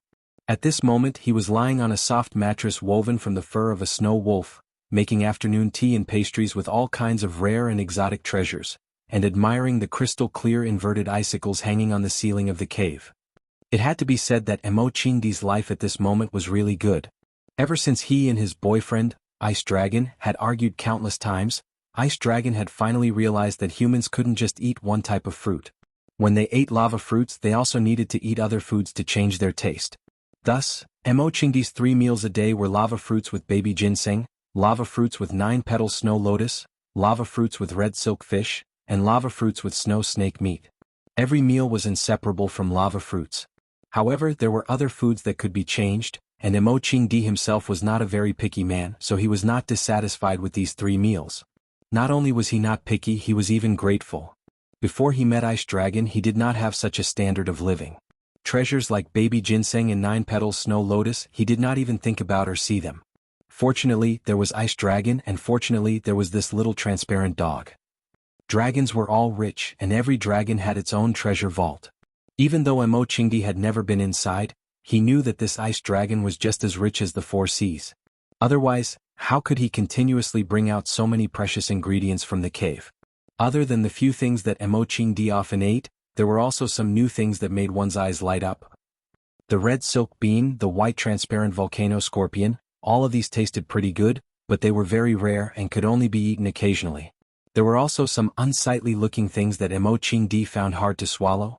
After Mo Qingdi made a gesture to Ice Dragon to indicate that he was not blessed enough to enjoy those things, Ice Dragon did not hold back and swallowed them into his stomach with a curl of his tongue. Living a comfortable life with a gentle and considerate boyfriend, although his appearance was a bit weird. But was this the happiness she wanted? How is Fang Yen now? How is the Fang family now? Has Fang Yixing been avenged? Every day Mo Qingdi would ponder these questions. Mo Qingdi still wanted to go back, even though he had once thought that this place of extreme coldness was very suitable for him to use as a burial ground. Go back to the flashes of swords, go back to the hatred of the country, go back to the laughter and tears, go back to Fang Yen and see how the guy who he had treated and nurtured like his own son was doing now. Isn't it too hard for one person to bear the family name alone? If you really feel tired, then just abandon everything and live a carefree life. He wanted to go back and say those words to him. He wanted him to put down his burden and run towards a new life. But he was very clear that he would not be of much help to Fang Yen if he went back with this broken body. Moreover, a lot of hatred was caused by him. If he went back, he would definitely attract the attention of those people. They would also follow him, and Fang Yan's situation would be even more difficult, wouldn't it? He needed the Ice Dragon's blood, he needed the Ice Dragon's tendon. At least that was what that wretched doctor told him. But how could he lay his hands on his savior, Ice Dragon? When it looked at him with a face full of resentment, it always made Mo Qingdi think of it as the image of Fang Yan. No matter what, he could not bear to lay his hands on it, but Mo Qingdi did not give up just because of this. For example, he pricked up his ears and listened carefully to make sure that Ice Dragon was not in the cave. He quickly stuffed the half of the ginseng fruit in his hand into his mouth, got up and walked towards the depths of the cave. It was not the first time that Mo Qingdi wanted to break into Ice Dragon's cave to see what was going on, but every time he would be discovered by Ice Dragon. It stood in front of Mo Qingdi, its small eyes staring at him without blinking as if it was saying to him, don't go in, okay?" Every time he encountered such a situation, Mo Qingdi would smile apologetically at it, then turn around and go back. Ice Dragon acted as if nothing had happened, shaking its head as it followed behind him. When it was cold, it would bring him a piece of snow wolf skin. When it was hungry, it would bring him his favorite red lava fruit. What was in Ice Dragon's treasury? Was there a treasure that could heal his broken meridians? Mo Qingdi wanted to go and see, so he had to go and see. He knew that this was very impolite and very immoral. If there were storytellers in the Ice Dragon realm, they would probably have a story similar to Mr. Donghua and the wolf. Once upon a time there was a cute and kind ice dragon. His name was Mr. Donghua. One day when he was out foraging for food, he suddenly encountered a volcanic eruption. As he ran for his life, he found a human who was also running for his life. In the end, that cruel and shameless human stole his treasure, leaving him penniless. After a period of recuperation, as well as the nourishment of all kinds of nutritious food every day, Mo Qingdi's body had recovered a lot, even stronger than when he first entered the land of extreme cold. When he was practicing martial arts in the morning, sometimes when he clenched his fist, he could even feel a faintly discernible flow of air in his body. Of course, when he wanted to carefully feel it, the flow of air would quickly disappear. He was sure that it was not an illusion. Perhaps it was the effect of those rare fruits. He had indeed recovered some of his strength.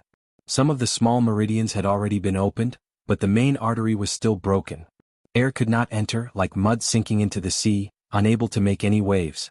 Mo Qingdi's movements were very fast, his feet lightly bounced on the ground, and his body had already scurried far away. His body was almost floating in the wind, a little like he was riding the wind.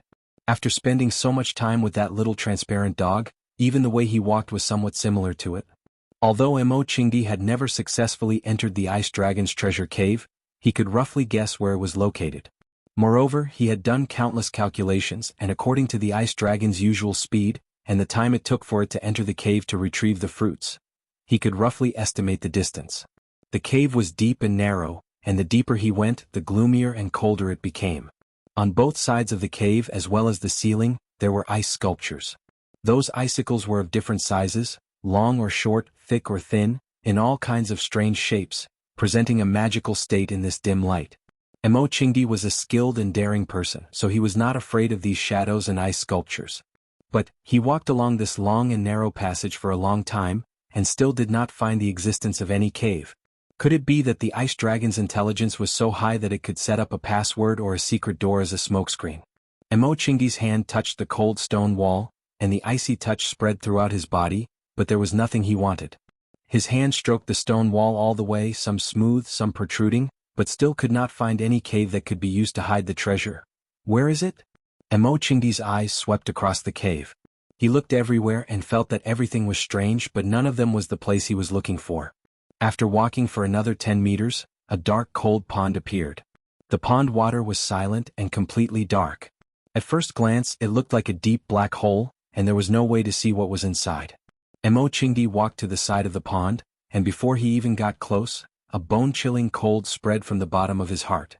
It was as if there was a prehistoric giant beast hiding in the cold water, and could swallow the intruder at any time. Mo Qingdi stared at the pond water, and after a long time he suddenly threw himself into the cold pond. Splash, water splashed everywhere.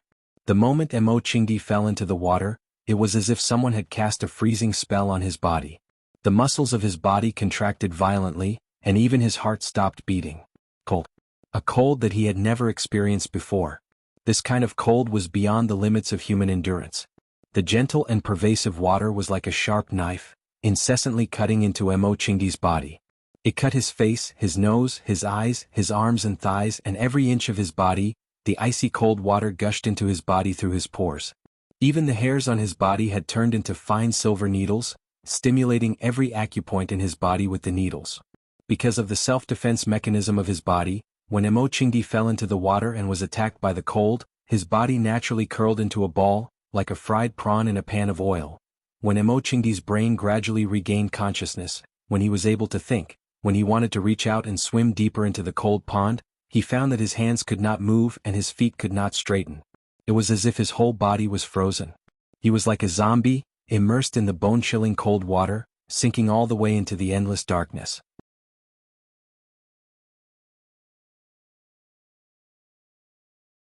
Chapter 697. Emochingdi did not know how long he had sunk. In his heart, it seemed as long as a century. The deeper he sank, the darker it became.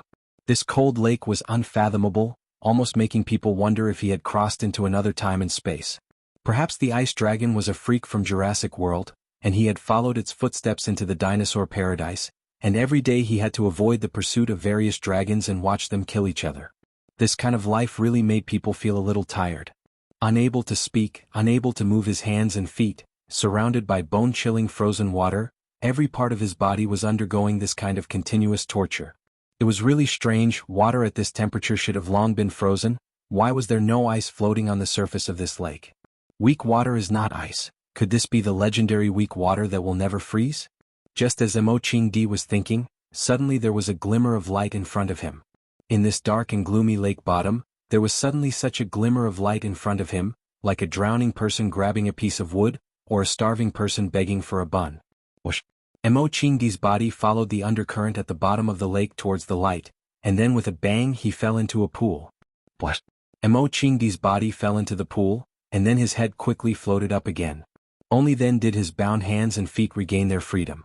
Emochingdi had arrived in another world, but it was not the Jurassic Park that he had imagined. But after sinking to the bottom of the lake, following the undercurrent below, he entered a more open cave. A huge cave the size of a basketball court. At this moment, Emochingdi was situated in a large pond.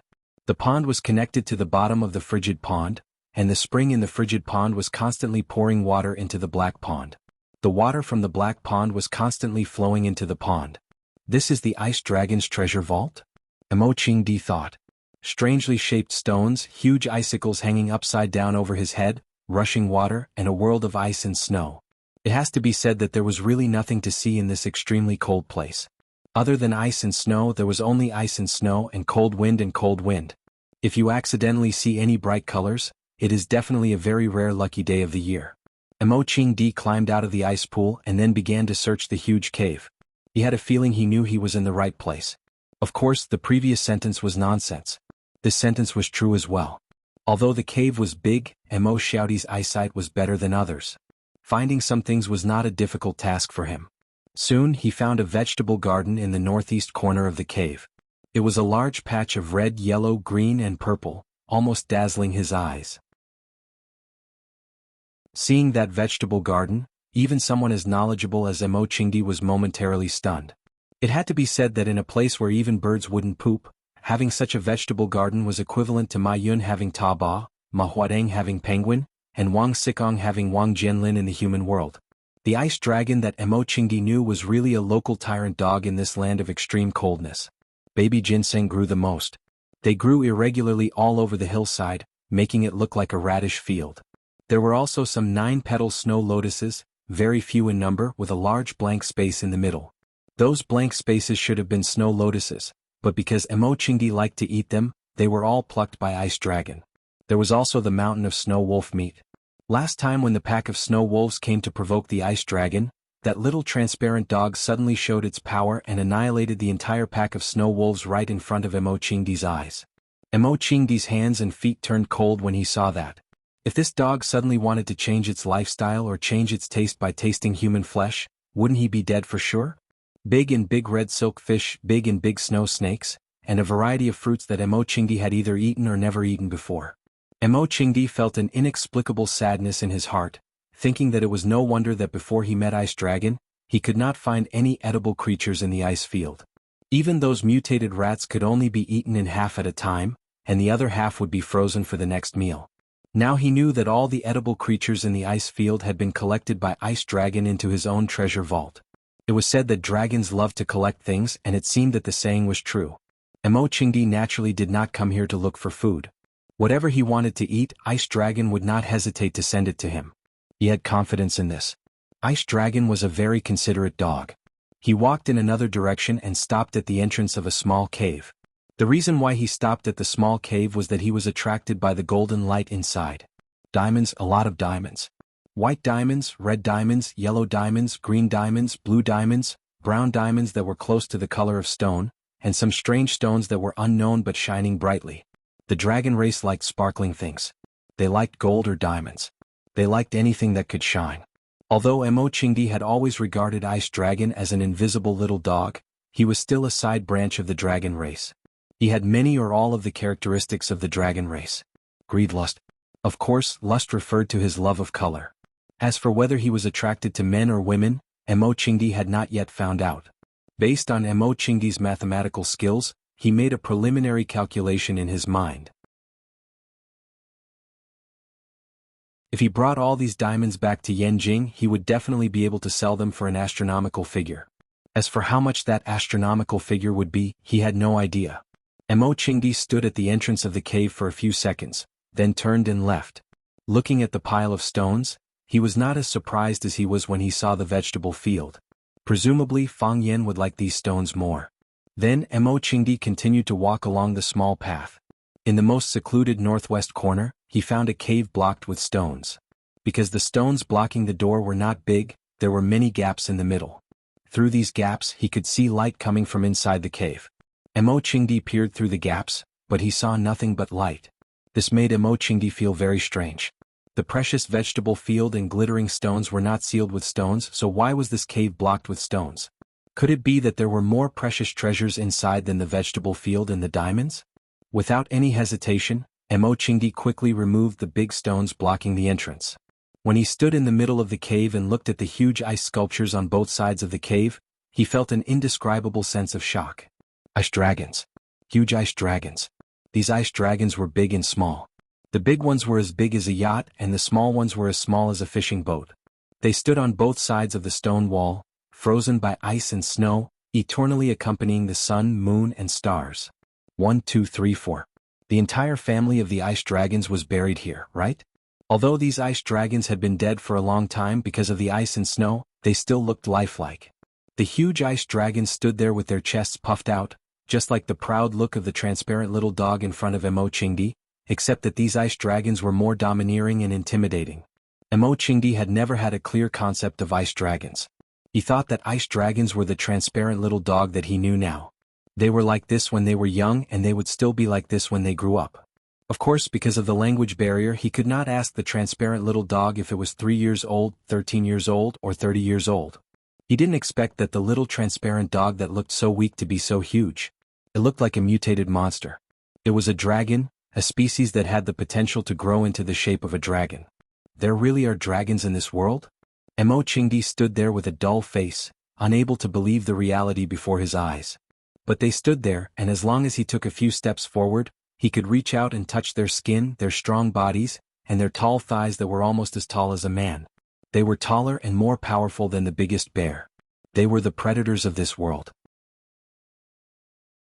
Fortunately, they lived in this land of extreme cold and not the human world. Fortunately, they were rare and could not reproduce in large numbers. Otherwise, it would be a disaster for the human world.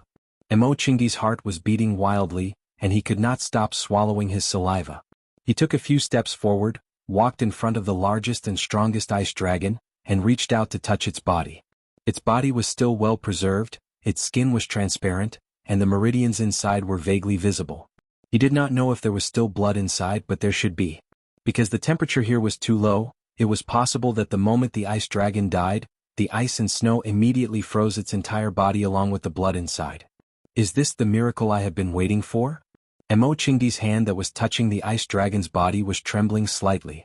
He could not do anything to the small ice dragon, but the tendons and blood of these ice dragons were still intact. Oh whoa! A shrill cry was heard. The transparent little dog stood at the entrance of the cave with a ferocious look on its face. Its legs were stretched forward, ready to pounce and bite. For it, Mo Chingy's behavior had touched its reverse scale, even though it did not have a single scale on its body.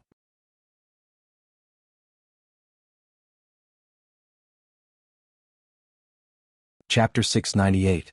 It was not easy to coax a beautiful woman to bed. Just as he was about to make love to her, her husband came in. Mo Chingy's mood was exactly the same as that of a failed rapist. He needed the tendons of the ice dragon to reconnect his meridians, and he needed the blood of the ice dragon to forge his body. This was the reason why he traveled thousands of miles to this land of extreme cold. He could not lay his hands on his savior, the little ice dragon, so he could not recover, and he could not go back to Wuxia, to the Fang clan and to Fang Yan's side. By chance, or it could be said that under Mo Chingy's meticulous search, he finally found an opportunity to jump into the cold pond when the little ice dragon was out looking for food, and was then washed by the undercurrent to this huge treasure cave. He discovered the incomparably precious vegetable garden, he discovered the inexhaustible diamond vault, and he also discovered the ice dragon's graveyard, the place where the ice dragons hid their corpses. The ice dragon was an extremely rare and unfamiliar species. Even the ancient medical book Records of Strange Things only had a few words about it. Mo Chingdi was guided by the medical fanatic to search for the ice dragon, and he had the thought of dying in vain. However, he did not expect his luck to be so heaven-defying. He actually found the legendary ice dragon and even found many ice dragons. Mo Chingdi wanted to hug the legs of the ice dragon and cry. His illness could finally be cured. He could not lay his hands on the little ice dragon, so he would put down a big one. He would pull out its tendons, drink its blood, and then quickly leave this land of extreme cold. After doing such a thing, he no longer had the face to face the cute, resentful expression of the little transparent dog. Unexpectedly, before he could do such a thing, the little ice dragon had already rushed over, blocking the entrance of the tomb and howling at him. This was the first time the ice dragon had treated him with such a violent attitude. Even when they first met and were still strangers, it did not act like this. Roar! The ice dragon roared, and the sound lasted for a long time. The last time they were besieged by the pack of snow wolves, the ice dragon had also roared like this. But at that time, its roar was full of power and fighting spirit. It was like a battle cry before a battle, but also a declaration of victory. This time it was different. Its voice was even sharper and more majestic, but there was no power in its voice. There was only grief and indignation, no fighting spirit, only endless killing intent. Ice Dragon was angry. Dragons had reverse scales, and those who touched them would die. For the Ice Dragon bloodline, protecting the bodies and graves of their fathers and ancestors was their greatest responsibility. No matter who it was, anyone who dared to trespass would be torn apart by the sharp teeth and claws of the Ice Dragon. What Ice Dragon did not expect was that the person who barged in this time was Mo Chingdi. The Ice Dragon did not understand the human language, but in its heart, it treated him as a companion. It was the same kind of dragon as him. It would not hurt him, nor would it discriminate against him. If there was good food, it would feed him. If there was something good to drink, it would let him drink. If there was danger, it would rush to the front. The Ice Dragon was lonely because he lacked his own kind. Therefore, the lonely Ice Dragon recognized Mo Chingdi as one of his kind. But how could he do this? How could he hurt himself like this? Oh! Ice Dragon's eyes turned crimson. His dragon heart was in great pain. It was as if his heart was being cut by a knife. Ice Dragon stretched his front legs forward and his back legs back. His body was arched like a sharp arrow that could be shot at any time. This was the posture of the Ice Dragon when he was about to attack. Ice Dragon was about to attack. Mo Chingdi felt a little melancholy. He had thought of such an outcome, but in his heart he did not want it to happen. Mo Chingdi knew that the Ice Dragon did not understand the human language, but he could not help but want to say something. Because if he did not say something, his heart would be very uncomfortable. Talking to an animal was such a stupid thing to do, but no one could see it anyway. I know you are very sad. This is my fault. Mo Chingdi was like a father who had done something wrong, apologizing to his wrong child. I have never told you that I came to this land of extreme cold to find you. A doctor told me that eating the Ice Dragon's tendon and drinking the Ice Dragon's blood could repair my damaged meridians. I did not believe it at that time, but I still wanted to come and try. When I was young, I did not have a family. I was all alone. It was a very dignified man who brought me home. He asked me what my surname was.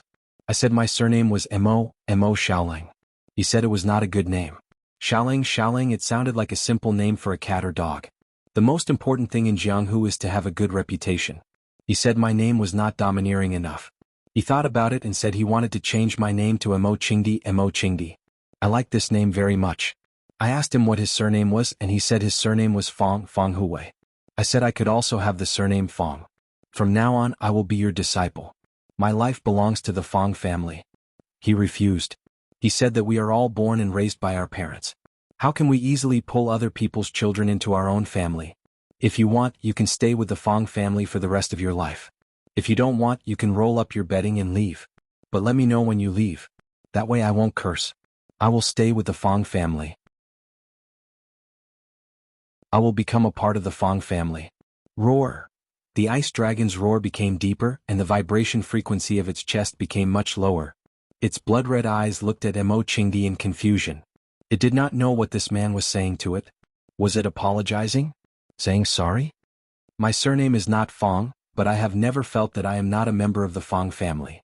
Fong Huwei is my master and also my father. Fong Yixing is my senior and also my elder brother. Fong Yin is my junior and also my child.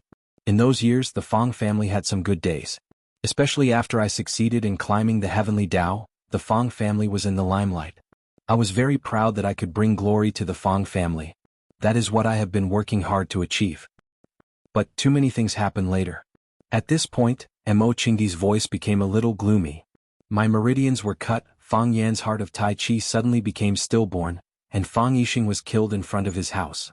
That night, I rushed out with my spear, but when I was halfway there, I saw Fong Yan carrying his father's corpse back. I glanced at Fong Yan, then turned around and left. I locked myself in the courtyard drinking.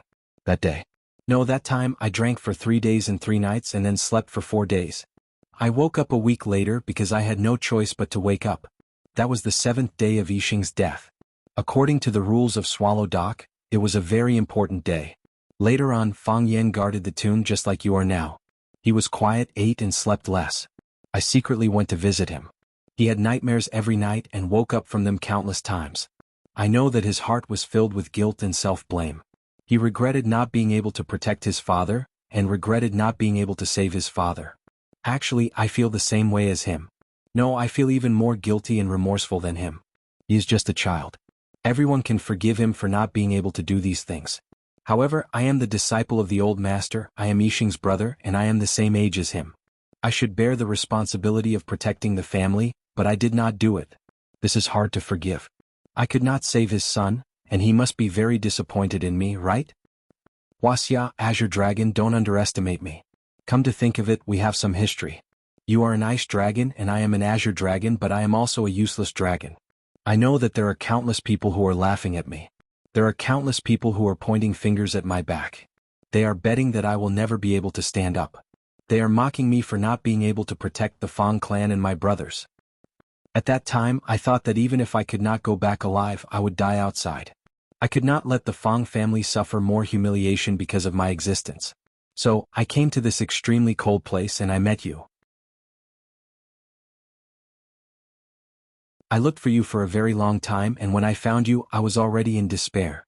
The volcano erupted and I thought I was going to be drowned by the lava and buried by the glacier. Who would have thought that I would be saved by you? Mo Qingdi looked straight into Ice Dragon's eyes and with a bitter smile he said, "We humans have a saying, a drop of water must be returned with a spring of water. You saved my life and I should give my life to you. But I can't do that.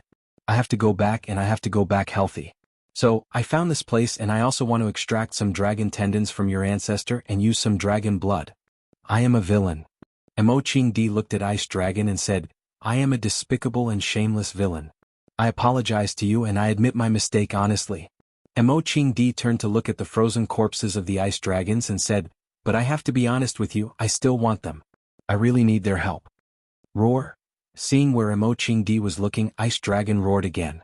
Its voice grew louder and it was deafening like thunder in a cave. Crack crack. The icicles above began to fall, and the ice on the walls began to crack. Humans are really shameless. Mo Qingdi said. Don't ever think of trusting humans again. If you see someone like me, just open your mouth and eat him. Roar. Ice Dragon's hind claws kicked wildly on the ground, and ice shards flew in all directions. I've never said these words to anyone, not to the old man, not to my wife, and not to Fong Yan. Now that I've said them to you, I feel much better. I've said what I want to say and now it's your turn. Mo Qingdi looked at Ice Dragon and said. Roar. Ice Dragon roared and its body left the ground. It opened its mouth and pounced towards Mo Qingdi.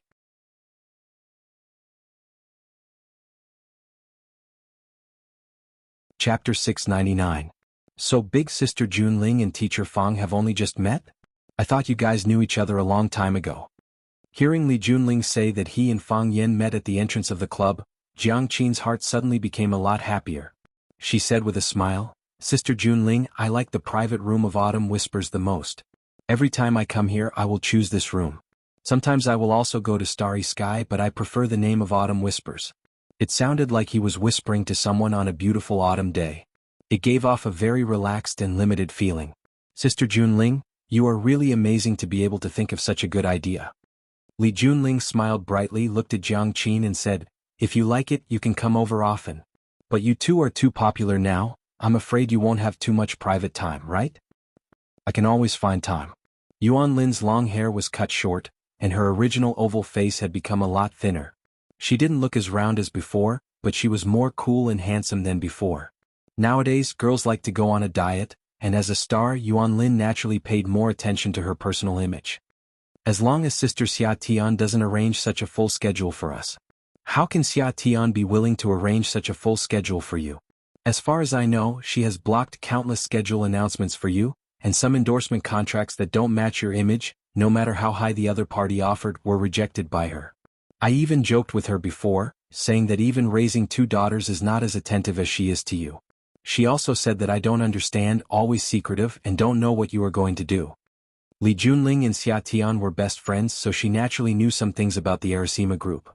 In her opinion, she had never seen a boss who treated the company's employees better than Xia Tian. Which boss would cook or make food or pastries for the staff every Saturday and Sunday? At least, Li Junling thought that she couldn't do it. However, she also clearly knew that Xia Tian regarded Jiang Qin and Yuan Lin as her younger sisters, which was also the reason why she was so enthusiastic to the two of them. Sister Xia is good to us and Sister Junling is also good to us, Jiang Qin said with a smile. After being in the entertainment industry for a long time, some of the way people handled things had obviously changed a lot. She hugged Li Junling's arm and said, Sister Li Junling, I've ordered the nobles here. Would you like to sit down and drink with me? I still have things to do. I'll come over and have a drink with you guys later, Li Junling said with a smile. She looked at Fang Yen and said, Mr. Fang, enjoy yourself. If you need anything, just let me know. Thank you. Thank you for your hard work. Fang Yen thanked them sincerely with a smile. He had a good impression of this girl. Just her demeanor and temperament were enough to make people fall in love with her. Moreover, Fang Yen could see that she was interested in befriending an arrogant woman. If she suddenly put down her pride and became friends with you, you would feel a sense of respect in your heart. Li Junling waved his hand at them, then turned and left.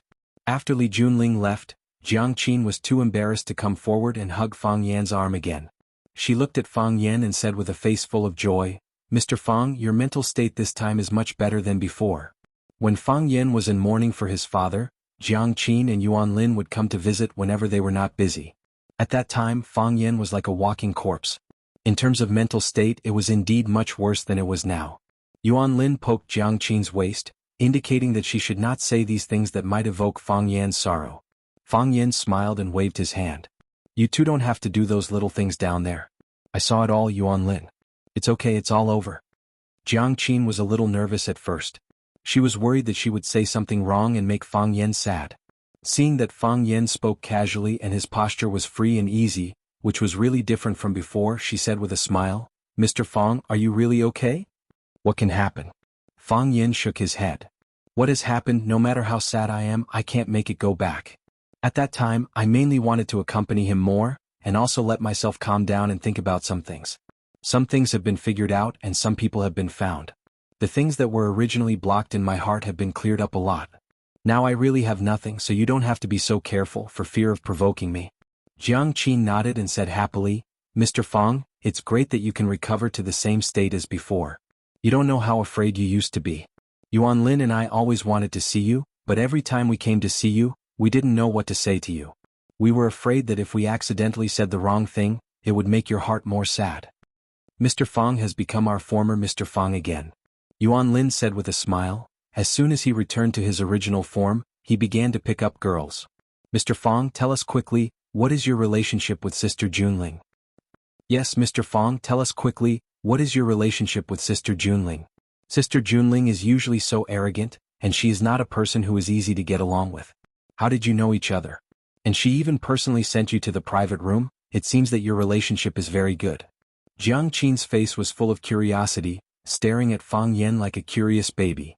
I met her at the door, Fang Yen explained. I was looking for someone to ask for directions and she happened to appear and then she brought me here. Impossible. Jiang Qin and Yuan Lin shook their heads at the same time. The eyes that looked at Fang Yen were full of doubt and exploration. Fang Yen touched his nose and smiled bitterly, saying, Do you not believe me or do you not believe your sister Junling? Neither. Jiang Qin shook his head and said, It's too simple. Too easy. How can you know each other so easily? You don't know how many people in Yanjing City want to know the piano goddess, Li Junling? There is no chance at all. Yuan Lin added another stab. Fang Yen shrugged his shoulders and said, I can't help it if you don't believe me. You two little girls invited me here, it can't be just to ask me what's the relationship between me and Li Junling, right? Of course not. Jiang Qin said with a face full of smiles. We heard that Mr. Fang returned to Yanjing, so we hurriedly invited you out to meet him. Since she knew that you were in Yanjing last night, Kiss seemed to have lost her soul. She took out her phone several times and wanted to call you, but she was afraid of disturbing your work. In the end, I snatched her phone and called you. After you agreed to come out and meet us, Kiss started to be anxious again. Is it better to wear a dress or casual clothes today? Is casual clothes too casual? Is a dress too sexy? She woke up with dark circles under her eyes today. She is bewitched. Yuan Lin.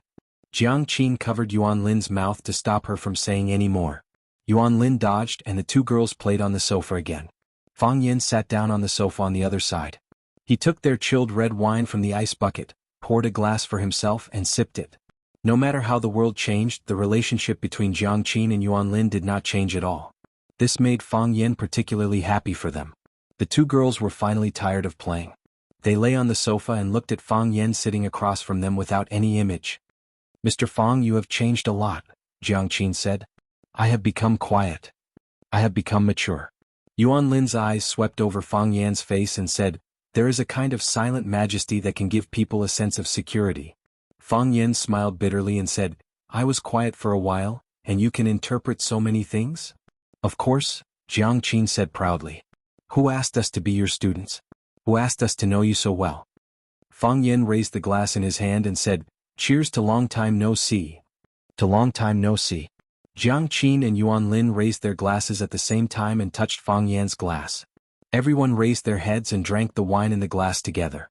At this moment, a waiter in a black uniform came over with a tray. Jiang Qin looked at the red wine on the waiter's tray and asked, Are you mistaken? We only ordered a bottle of marquis and you have delivered it. There can be no mistake. The waiter placed the tray on the coffee table in front of Fang Yen and said, Our president said that she has collected 2 bottles of good wine and would like to invite the 3 of you to have a taste. Sister Junling's private collection. Yuan Lin took the red wine and looked at it. She was speechless and said, It's actually flame snake. This is a product of the Rothschild family's mysterious manor. It is mainly for their own family use and a small amount will be sold to the market. Such a good wine, even Sister Junling doesn't have a lot, right?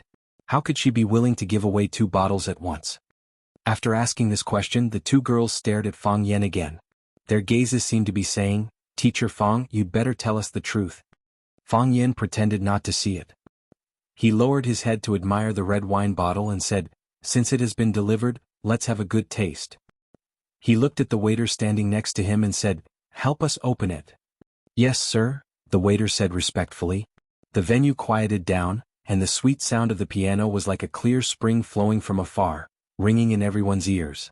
Sister Junling is playing. Jiang Qin listened attentively for a while and said with a gentle voice.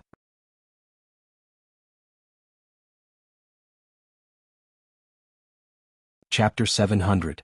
It was like a lover whispering in the ear, or a mother softly singing a lullaby.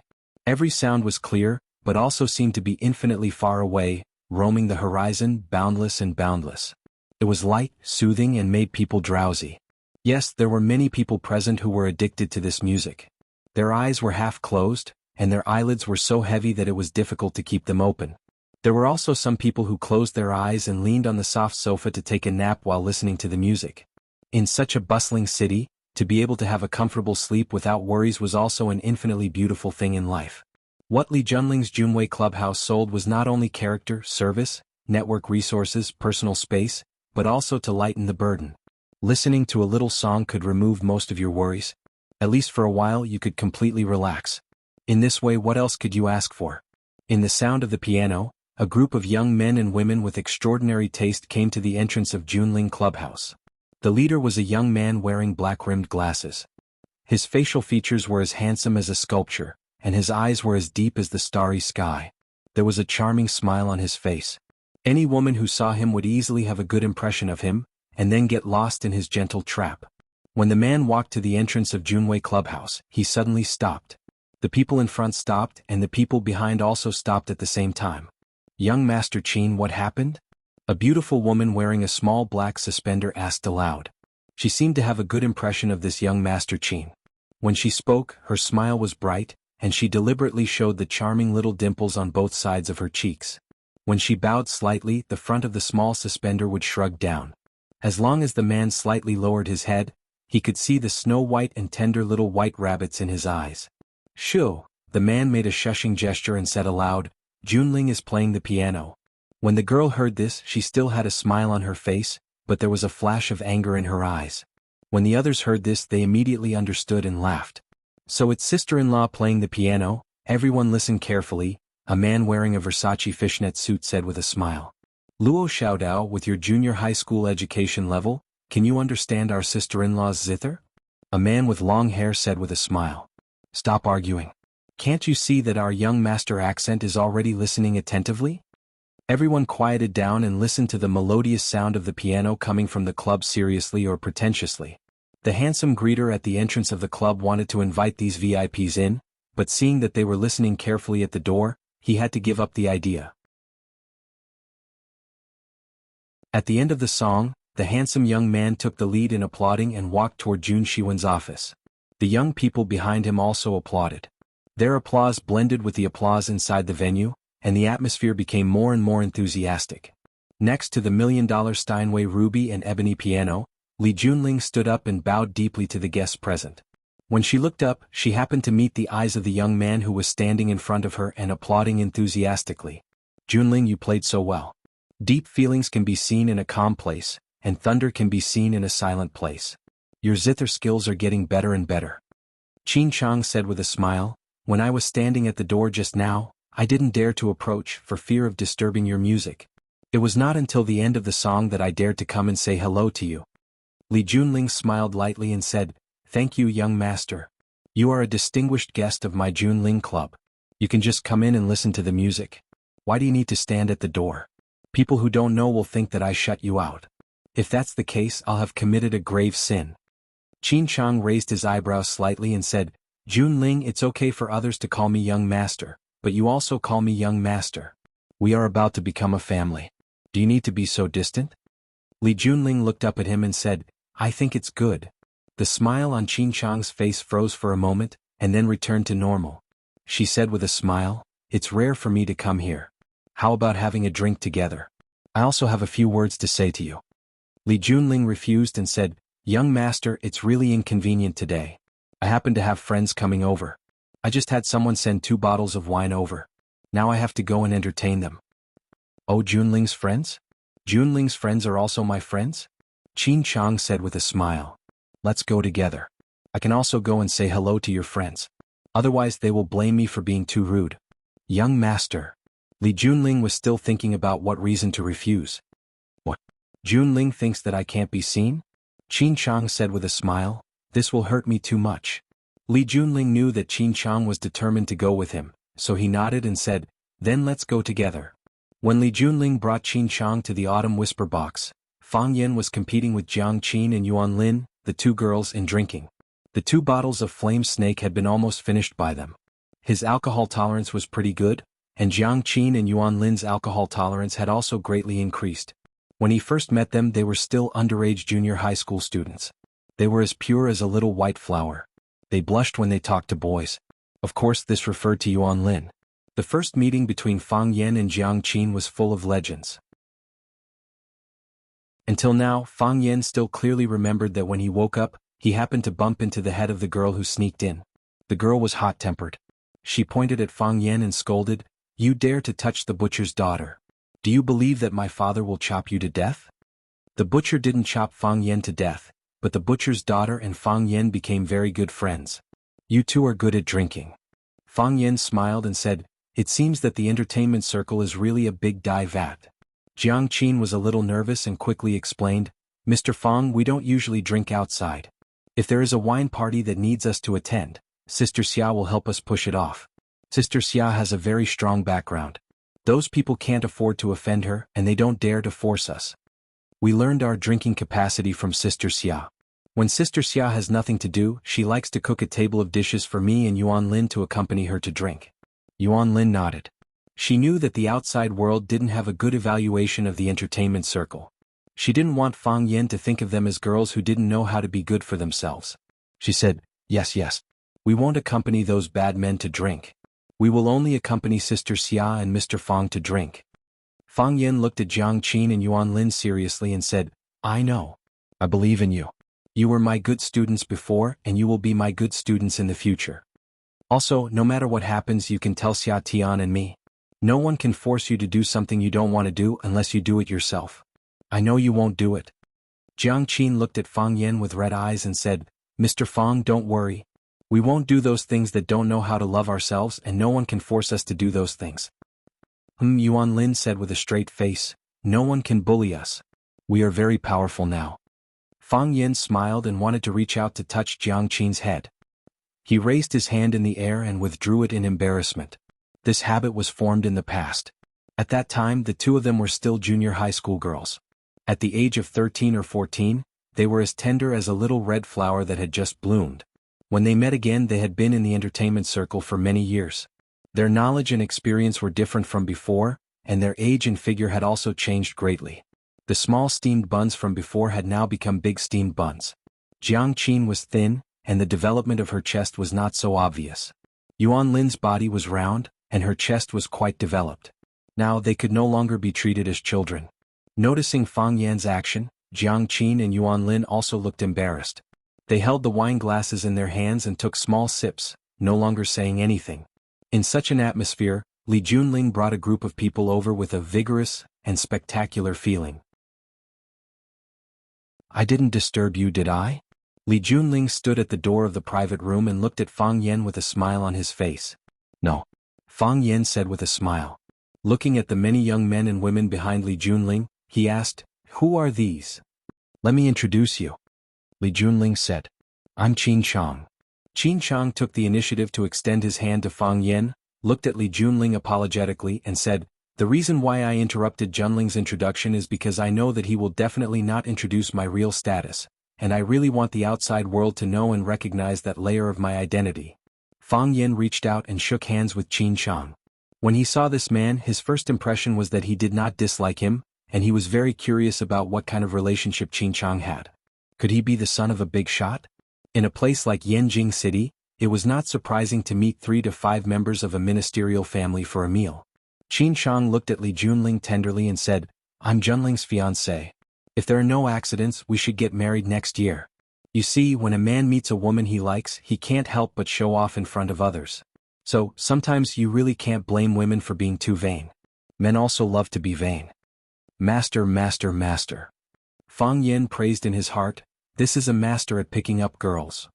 You're tuning in to the Han Li's Wuxia Chronicles YouTube channel. We're so grateful for your support and don't forget to subscribe to join us on this incredible journey through captivating stories.